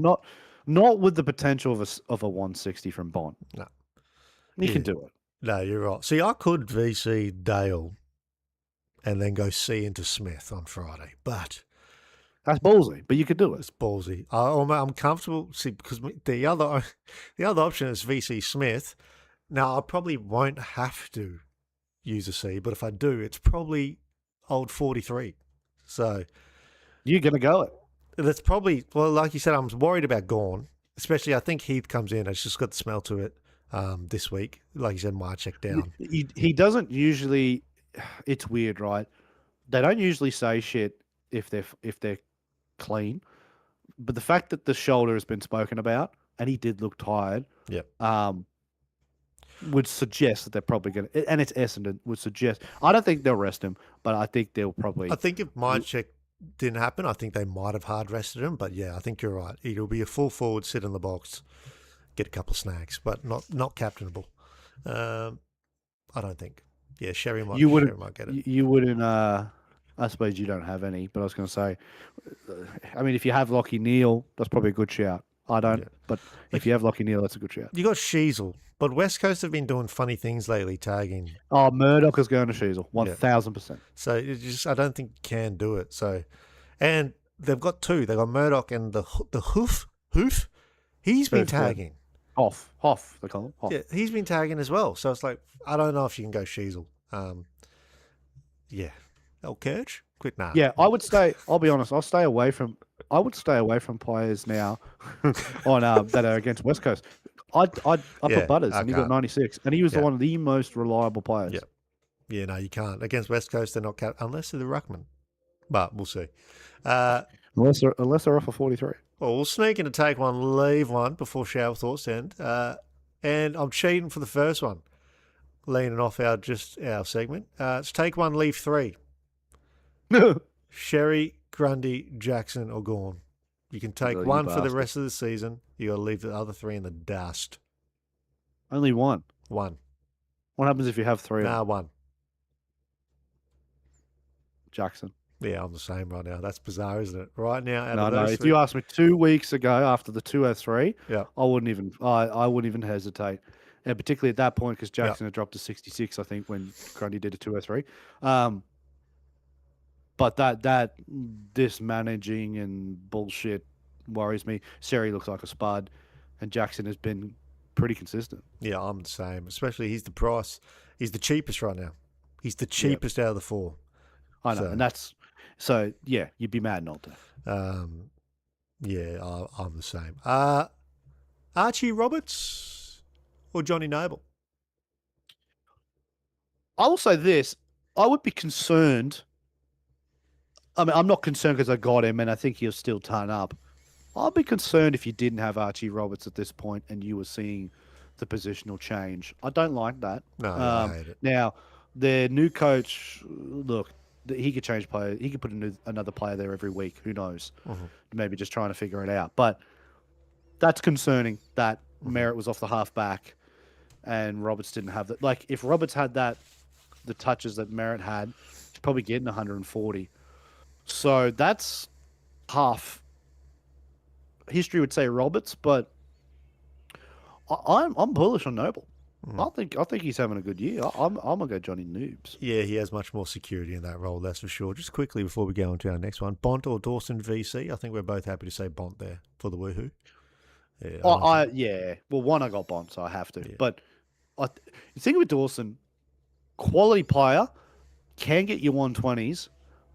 I don't think he has a massive ceiling, but I think he's got a higher average potential than say a Loss. But I don't think he's got Bontempelli ceilings. That's my opinion. It's a funny thing he did last year, but we haven't seen it this year. We haven't seen it this year. Could be reasons, but for now he hasn't hit those ceilings. But then again, like I said, talk about the nerf. I was watching that game. How that wasn't 150. Fucking. I didn't watch it. I saw the stats and I immediately thought, and I thought of you because I was like, oh, he didn't go home this week. He's going to be mental. Yeah. And then I checked the points and I was like, oh, it wasn't even that good. No, it was 150 on screen all day. I was yeah, unreal. Anyway, Sinclair. This one's resurfaced or Naz. Oh, look, I think I need to see a little bit more from Naz, just coming fresh off the injury. Looked fresh. Always did. He turned it over in the middle of the ground pretty bad though for a goal. Slipped on his ass. Fuck, wasn't that a fucking shocker? And then went to kick it and he missed it. Yeah, mate. It was a bad one. That's just $2 million. That's just rusted. He's just rusty. Yeah. But the air swing showed me. I was laughing. The air swing was the funniest part. I don't know. I can't. Sinclair's so reliable, bro. Yeah, he's so reliable. He is. Look, I think Naz has got the highest ceilings. That's for certain. If you had to pick out one of them, probably Naz. But I like Sinclair, man. And I don't. No, I'm the same. Yeah. He was my first pick in my defense this year. It's super. Do you remember at the start of the year when he wasn't even getting a look? Naz was 60% owned, and he was 17% owned. Yep, and we were like, "How's he going unrecognized?" So I don't know. That's a tough one. I'd say for ceilings, Naz, but I pick Sinclair. That's I my will opinion. say, I think you can have them both. It's one of these teams. I think you can have them both. Don't get it twisted. Post Yeah. round 16, Naz is definitely getting in there somehow. But right now, no. Yeah. The man at the moment we've just been talking about, Jordan Dawson or LDU? I would love to say LDU because he's been Mr. Reliable, but I don't see many 79s in Dawson than LDU, although I don't think Adelaide are dropping 35 points. So there is a little bit of a caveat to that. Yeah, LDU's been super reliable and even just on the footy has been really good. But I think Dawson's a better player, and I think if you didn't have either of them, I have LDU, so I'm happy with that. But like, let's put it this way: I have LDU, but I still want to have Dawson. So that probably answers your question. Yeah. See, if they didn't have to win every week at the moment, I would be concerned about just like a spell for Dawson. Just take a spell. But they need it because they need to get in the 8. Yeah, they need to win every game at the moment. Hugo, Hal, Kahan, or Pods? So this is the classic. One's got security with a low ceiling. If you want the potential at like an 80 plus, Hul Kahan looks like that player, and he probably could have got more than that 72 on the weekend if he didn't. I think he got a bust up on his nose, didn't he? Yeah. But Pods is probably, from my perspective at least, probably going to play every game to the end of the year. And look, there might be some 3-4 goal games in that. Who knows? You don't know. So potentially might score well. But I would say over the course, all things considered, if they both play, I would say Hul Kahan would probably be the better option. Yeah. Yeah, look, yeah. See, I lean Pods just because I can sit him on my forward bench. Job security is huge. Beautiful. Yeah. But yeah, interesting. Quickly, before we go on to the next one, do we go 22 proper primos or 21 and 2 fakes? Last year, I went a donut. I remember I did it, and I've looked at it this year.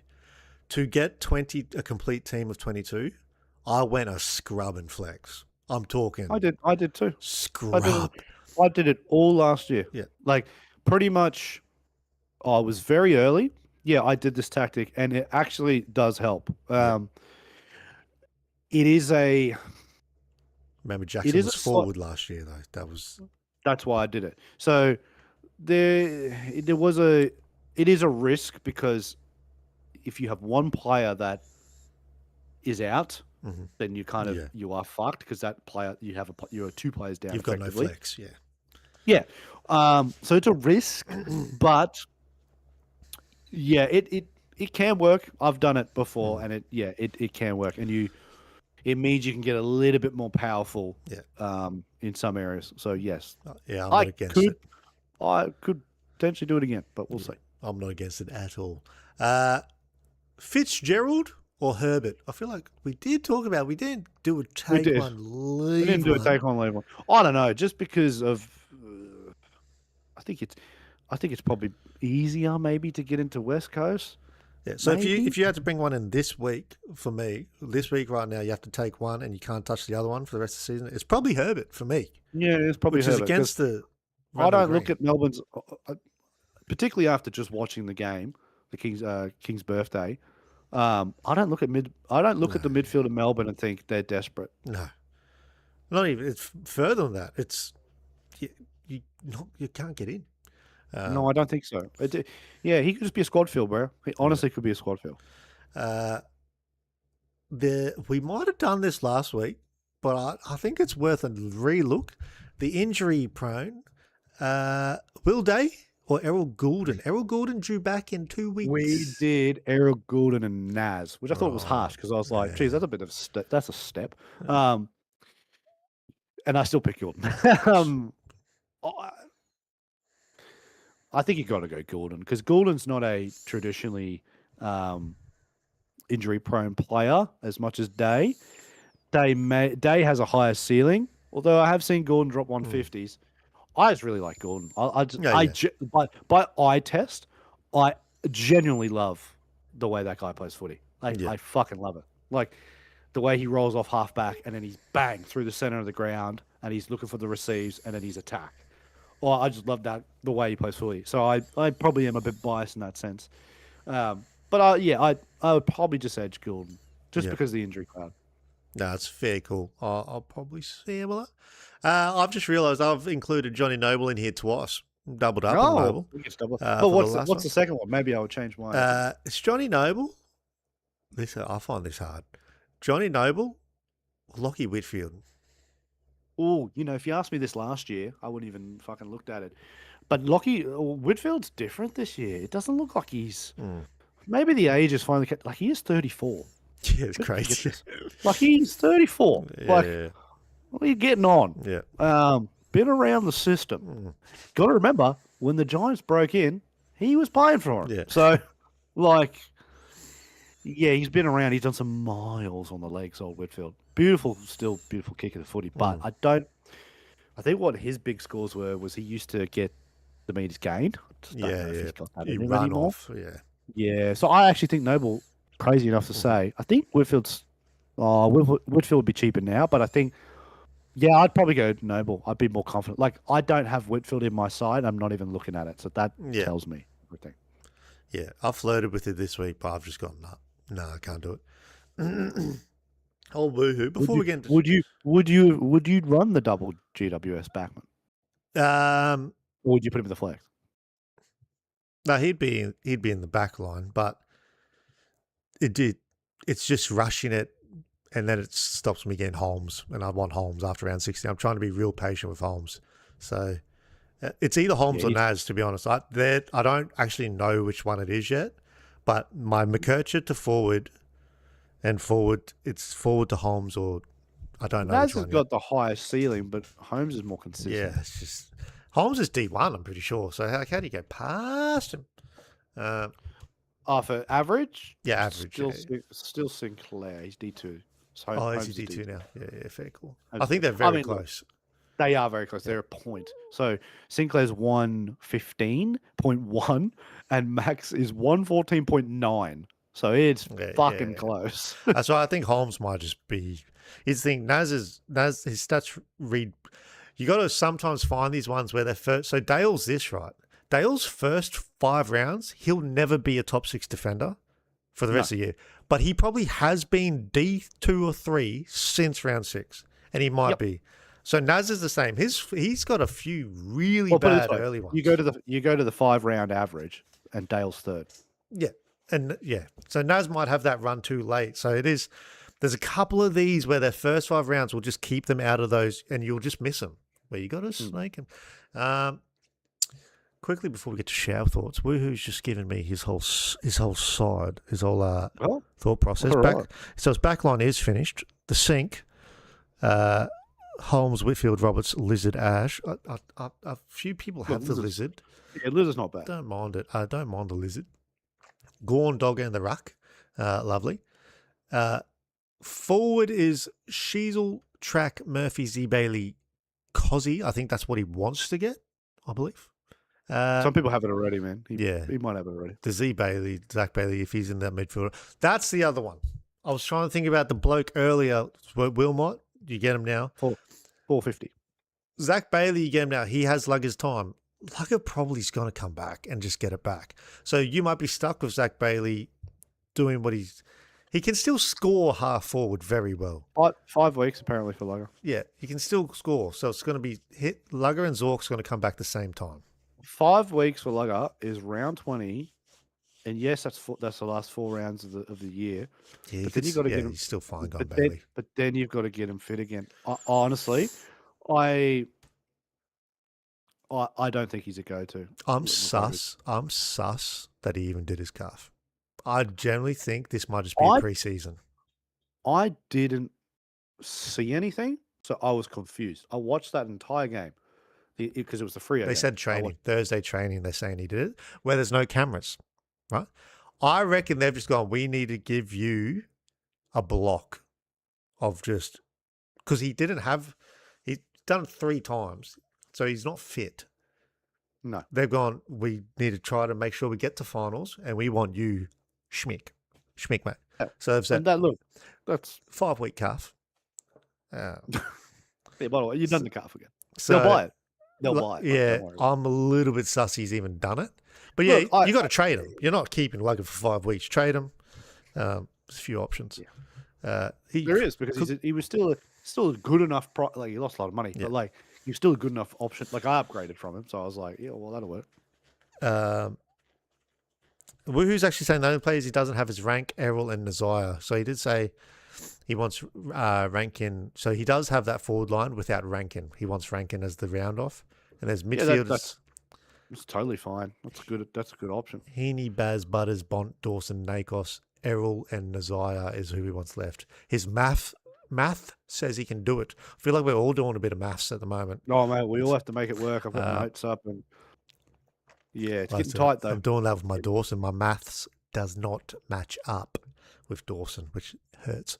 But no, I'll green light that. The Errol and Nazire. It's funny, the only thing I'll say is last year Errol came back around round 15 from the big layoff as well, right? I brought him in straight away. He took a couple of weeks. He took a couple of weeks, but then there was never the... He got consistent 100s to 115, 120s later. Massive game though. There was better options around 15 to go. Yeah. There was better options because he was he was 560. I remember I paid 560, and there was players I could have got at 500 on the down and scoop up that because decent injuries coming back from. Oh yeah, decent injury. It was the same last year.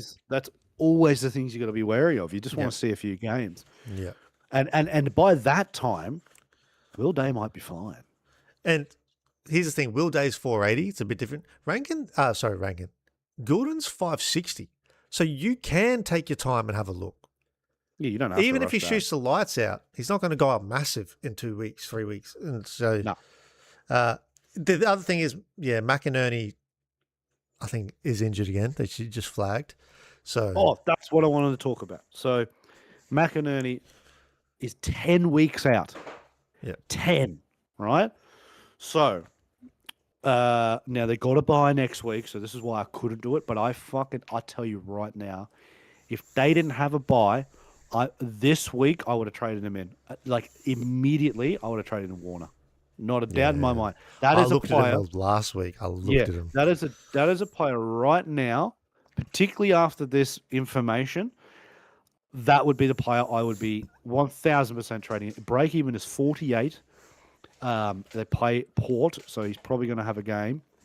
And just because they don't have McInerney, they have to have that other option now for a forward link. So it will be Warner. There's no other player. He's a red hot option as a forward as well. Red hot. Absolutely. And at 428, man, it's cheap. Look, I'll tell you this. Could be one after the buy because he's not going to go up by much. And depending on just the other prices of like your Boltons, your Picketts, Pickett I can't get anyway until post 16, but like your Boltons, I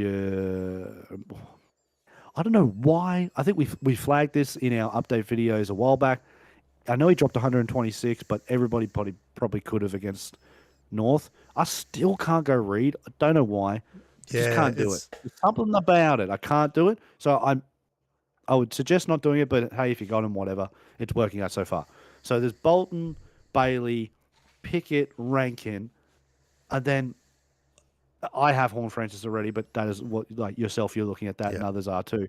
But like Warner for me now is in that conversation. Yeah, I agree. I just think that this like I was always against it with McInerney because McInerney seemed to somehow get the hundreds. I don't know how. It just maybe the system was better for him. But now that he's injured, there's two things that are going to happen here. This is why it makes me scared. One, Warner's going to get that position, which then means somebody else in the middle is now going to get even more ball because Warner won't be in there, and that's going to be Heaney. So Heaney now is probably going to get more footy than he's ever got, and he's fucking good with the footy. So he could skyrocket. This guy could be getting 120s flat. He's never usually been a massive disposal getter. He's usually been that 25, but you're 4. Man, he could get to 30. And like, I'm scared. Yeah, no, I did look at him last week as well, and I was like, I think we mentioned him. I was like, We did. no one's talked about him this year. He had ceilings last year, hasn't gone near him this year. Yeah. But his role has changed, and McInerney kind of got that role where he Yep. was forward and he floated in. And you're right, it's a straight replacement. McInerney's out, Chad Warner in, and he's a forward. He's DDP forward too. Like EDP, that's the massive thing. So And you can he's float it around cheap. in your mid. Cheap. Look, I have some plans for other players. So, for example, like we're in the same situation where, like, so my version is Smith, yours is Bont. So there is players in my midfield like Rechko, and I still have Anderson at the moment that are going to be my way to Smith. But like, I wouldn't even have to waste that much money if I went Rechko to fucking Warner. Yeah. Or if, like, do you know what I mean? And I think that would be I think that would be a better decision. But it's not really what like Smith is Smith. I just like Smith has to be the guy. So that's why this is really awkward, because he's cheap, but then he's got to buy, and then he's going to be back before fucking Smith has his buy, Yeah. and that's The issue is that Painful. before their bye, they play Port, and he's got a break even of 48. If he has the role, he could score 140 against Port. absolutely. If and it he's makes got you this sick. role, and then he's back up to 460k. So that's just fuck. And which is still, if he's got the role, it's decent. Even in that role, he's a roller coaster. Last year he had the role. You're talking 140, 70, 140, 70. But it's forwards. They're all doing it. All of them. They Except all do Tracy. it. But he just did it.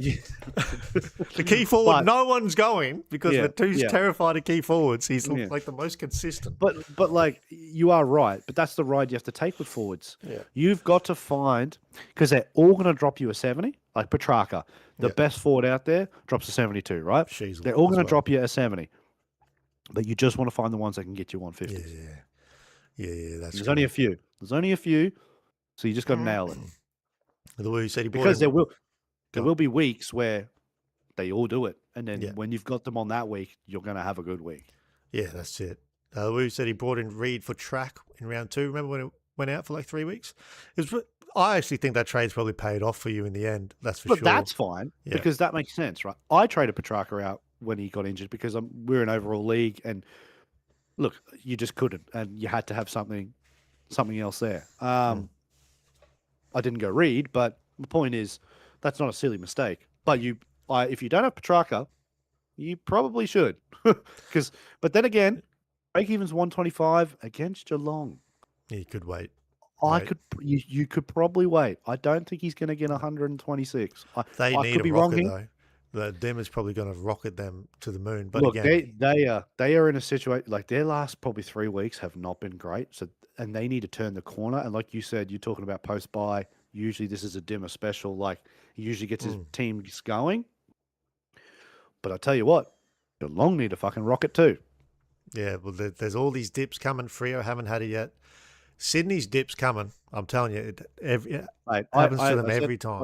I said this today, and when I was getting my haircut, we were saying, "Oh, Freo and Sydney, they look so good." I'm like, "This is the weirdest." I said, "I'm going to tell you something that sounds so strange. I've never been less confident in a top 2 that looked this good in my life." I was like, "I don't trust these two at all. Like, I still trust Brisbane, trust Geelong, and call me fucking crazy, I even trust the Hawks. I just yeah, cannot trust. I cannot trust. Sydney have done this before. Yeah, they start come way out too like, hot. ball out of China. And do you know how many times they win by a goal? That's going to catch up. It is going to catch up, and then Freo just look too good. It's like That is they just look too good. Like that. The thing with Freo is that you are so much better than the rest that just it's too inevitable that that's not going to last. So I will say, like you said, Sydney have done this all the time. When you watch Sydney, their foot is to the fucking floor. Yeah, and they no are wonder destroying. Grundy's tired. And they are destroying people, and they always start crashing before finals. Freo, the scary thing about Freo is they they look like they're kind of cruising and They do look like they're destroying cruising. everyone. So Yeah. I actually think they will probably make a granny at this point. I I think they might lose it to whoever's in there with them. Geelong, Hawks, Brisbane, if they get there. I don't know if Brisbane can get there from I'll what's tell you going what, on. if yeah, look, Brisbane, it seems insurmountable, but I've seen this before. And I tell you, if Brisbane make a prelim, I don't care if it's at Optus. They're beating for you. Yeah, I think Geelong are as well. Yeah. But it is. It's experience, and it's Scott and Fagan are so much more experienced in those type of situations. They know what to do, and pressure is a funny thing. And Old Mate doesn't have that experience in those games, so I would not trust it, even though technically speaking, their team looks fucking They look off unreal. its They guard. look unreal to watch. They look strong in every position of the Yeah. ground. I still don't trust it. And like I said, they look unreal without the foot Brisbane of are floor. absolutely shot, and I still trust Brisbane. Yeah, You know what? Because Brisbane are the other way. Brisbane are absolutely pulverized with injuries, but I still see the light. I still see it and go, when they want to, like against Gold Coast, when they want to, they'll do it. And when you get Payne, is Payne coming back this year? Yeah, he is, but he's fucking. It's fucking. When 4 Payne weeks comes away back, still. when Payne comes back, and that defense gets a little bit more solid, and Andrews doesn't have to try to bloody defend everybody, and then let's say McGluggage gets a bit more fitness. Honestly, I think Brisbane are sneaky. I'm very bullish on it. I'm very bullish. They're an after buy special as well, so you got to judge them after their buy, and it's coming up. It's funny they're the last buy, so they only got 8 weeks. But yeah, it's going to be interesting to see Freo and Sydney both after their buys. I have more faith in Freo right now. Sydney momentum is such a funny thing. I said to a fella today, it's got to be the worst time for Freo to have a buy. The absolute worst. Yeah, They're steamrolling everybody, and then they're just flat out gonna kill their momentum. And then their game when they come back, who they got? Geelong. It just smells of a loss. That just reeks. That reeks of a loss. Yeah, no, it is. But I'll give them their flowers. They are like it. They are looking unbelievable to watch and just cruising. Whereas I don't know. Yeah, we're back in Overwatch, but watching Sydney, bro. I'm like, I get tired watching them. I'm like, fuck, slow down, man. Because that ground is so small. Like, I don't know how the Lizard hasn't done a hammy. Oh, he runs like legitimately like 50 Ks a game. Yeah, it's unreal. But even he said it. I remember I watched the post. Actually, it was against. I've seen that. He said we need to kind of slow down. Like, they beat us by a goal. It was another game we should have won. And yeah, he was like, "Oh yeah, I don't know why we keep doing this. Like, we need to slow it down." Yeah, brother, you haven't slowed it down. Yeah, every year you do it. It's a different coach now too. Every year they're good. They seem to do it. Sorry, they start off red hot. That's the problem. We'll go into our shower thought stand. Real quick one. I got a cool one. Before you mention yours. If you could go back in time, right, and you got thrown back 20, 30 years ago, and you had all the knowledge that you had now, but you couldn't make punts, right? So you couldn't be like, oh, I know who's going to win. I know who's going to win, whatever. So you got to take punts out. But like you could talk about general stuff, general life stuff. How could you convince someone that you're from the future? How would you do it? So you don't know how to create anything. So like obviously we're good on computers, but let's say we go back to a time there's no computers. How could you genuinely convince someone, staring them in the face, that you were from 2026 and you couldn't tell them, "Oh, go bet on Brisbane Lions to win the 2002 grand final, the 2003 grand final. They'll play in the third one. They'll lose it to Port Adelaide." You couldn't tell them that. How could you convince someone? What knowledge could you say? Like, oh, well, I don't know. The iPhone's going to come out. You can't. How? How can you prove it? I've been racking this in my brain because even if you could say world events, but then it's just It's a bit. That's right. Like 9/11's going to happen. No, he's a terrorist. Like, you know what I mean? Like, you'd get every allegation under the sun. And then you would stop it happening. That's right. And it's got to happen. So, how do you convince people? I'm generally trying to think this. but then you wouldn't be from the future because you would say you would stop it happening, and then you're not from. So you're not from the future. Like, well, yeah. So you've got the what's that like a paradigm there where like if you stop it from happening, then it didn't happen. So then you're just talking shit. Yeah. Oh, both hope. Oh, no, 9/11's going to happen. It doesn't happen. You stopped it. Yeah. So you're telling lies. You're telling porkies. Yeah, not from the future. I'm generally trying to rack that. I have no idea. Well, mine's a bit lighter to finish up. A bit of a lighter. I was thinking about it today when I was making me tea. Yeah. That's a proper shower thought. Well, we'll end on a light one. Mine is just like I saw it in the shop the other day, and I thought that is the most grandma biscuit. You know, every grandma had this. You know, when you went around your grandma's house. Oh, is it like a little? I think I know grandma's the biscuit. house. Oh, mate, and they always had this biscuit. There's a couple of them, but this was the iced Vovo. Do you remember this one? Yeah, I think so. Yeah. It's basically a squiggle cracker, the pink down the sides, and then the raspberry down the guts with the lamington on top. The iced Vovo. No, I haven't. Every time you went to your grandparents, they had that. The other one was the TikToks. Remember the hard fucking. They weren't even nice. But the TikToks weren't even nice. Just a cheap Mickey. The iced Vovos were class, I tell you. I almost bought a packet. I think they always used to have the Monte Carlos. What they always used to have. Monte Carlos, red hot. Yeah. They always used to have the box of assorted biscuits. So they used to have like the tin. And it would have like all 6 different types of them. So you get like, do you remember? I can't remember what they were called, but they were a biscuit. They were like a rectangle shape, and they were just like completely coated in sugar. And you could like dunk that in your tea. I almost think they were called like a nice biscuit. Oh no, I know, yeah, but it was hard. It was like yeah, I know what you're talking. It was like crystallized. Yeah. Oh, yeah. Can't. That was almost go to that one. Doesn't get spoken about enough. I reckon that's almost like an OG biscuit. That. But then you get like the ones with like the round bickies that had jam in the middle, like sort of like a jam tart bicky. Like the mint slice. Honestly, the mint slice was a mate, home. The old man used to. I reckon the mint slice may have been his favorite biscuit. Oh, it's good, Bicky. It's good, Bicky. Oh yeah, the iced Vovo semi. I couldn't believe they still made them. When I saw the iced Vovo, I was like, "That I haven't had an iced Vovo in a hot couple throwbacks, mate." Because you can't even dunk an iced Vovo. It's not a dunkable biscuit. You got to eat that raw. And I would say nowadays in this phase of my life, I'm looking for a dunkable. Yeah, you need a dunkable biscuit. Yeah, digestives are very high on the list with that. Very. Oh yeah, I've got some of the food. Who's just coming? Nobody ate the orange ones, so I mean he's not wrong. And he said they were called nice. The crystal, yes, they are. See, man, I don't see them anymore. I don't know if they've been discontinued, but they are very, very vivid in my brain. You know what?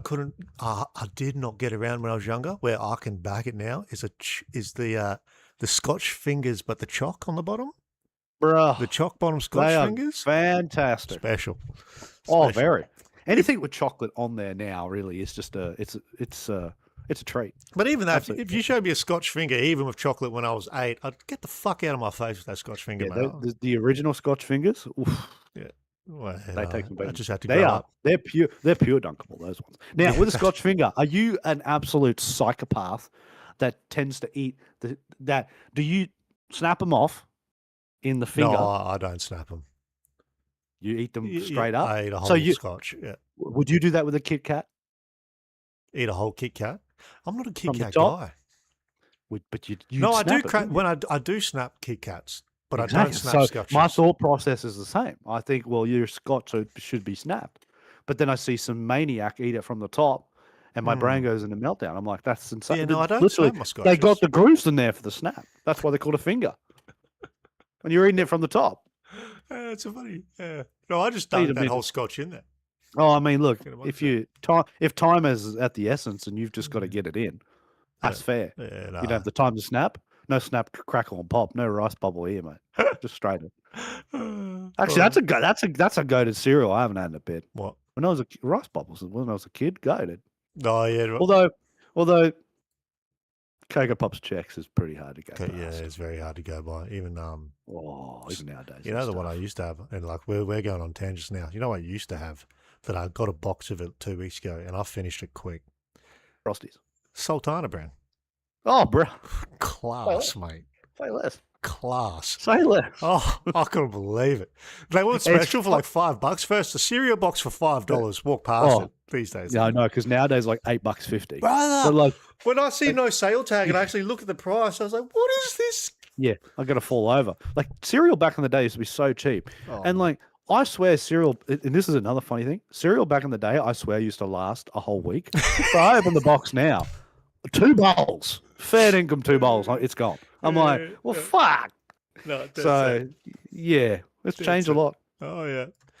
And like I buy, like, we got cereal for the kids, and like they just hammer it. They just hammer it. That's it. Well, anyway, we'll leave it there. Good luck, everyone. Yeah, have fun on this week's Super. Yeah, got to try playing your buys. That would be our biggest advice if you wanted to trade players in. Like we want to have a lot better players in, but we're just not doing it because of the buys. You're just gonna fuck yourself. You're just gonna fuck yourself. 100%. All right, everyone. All right. Good luck. Enjoy. Adios, muchachos. See you, boys.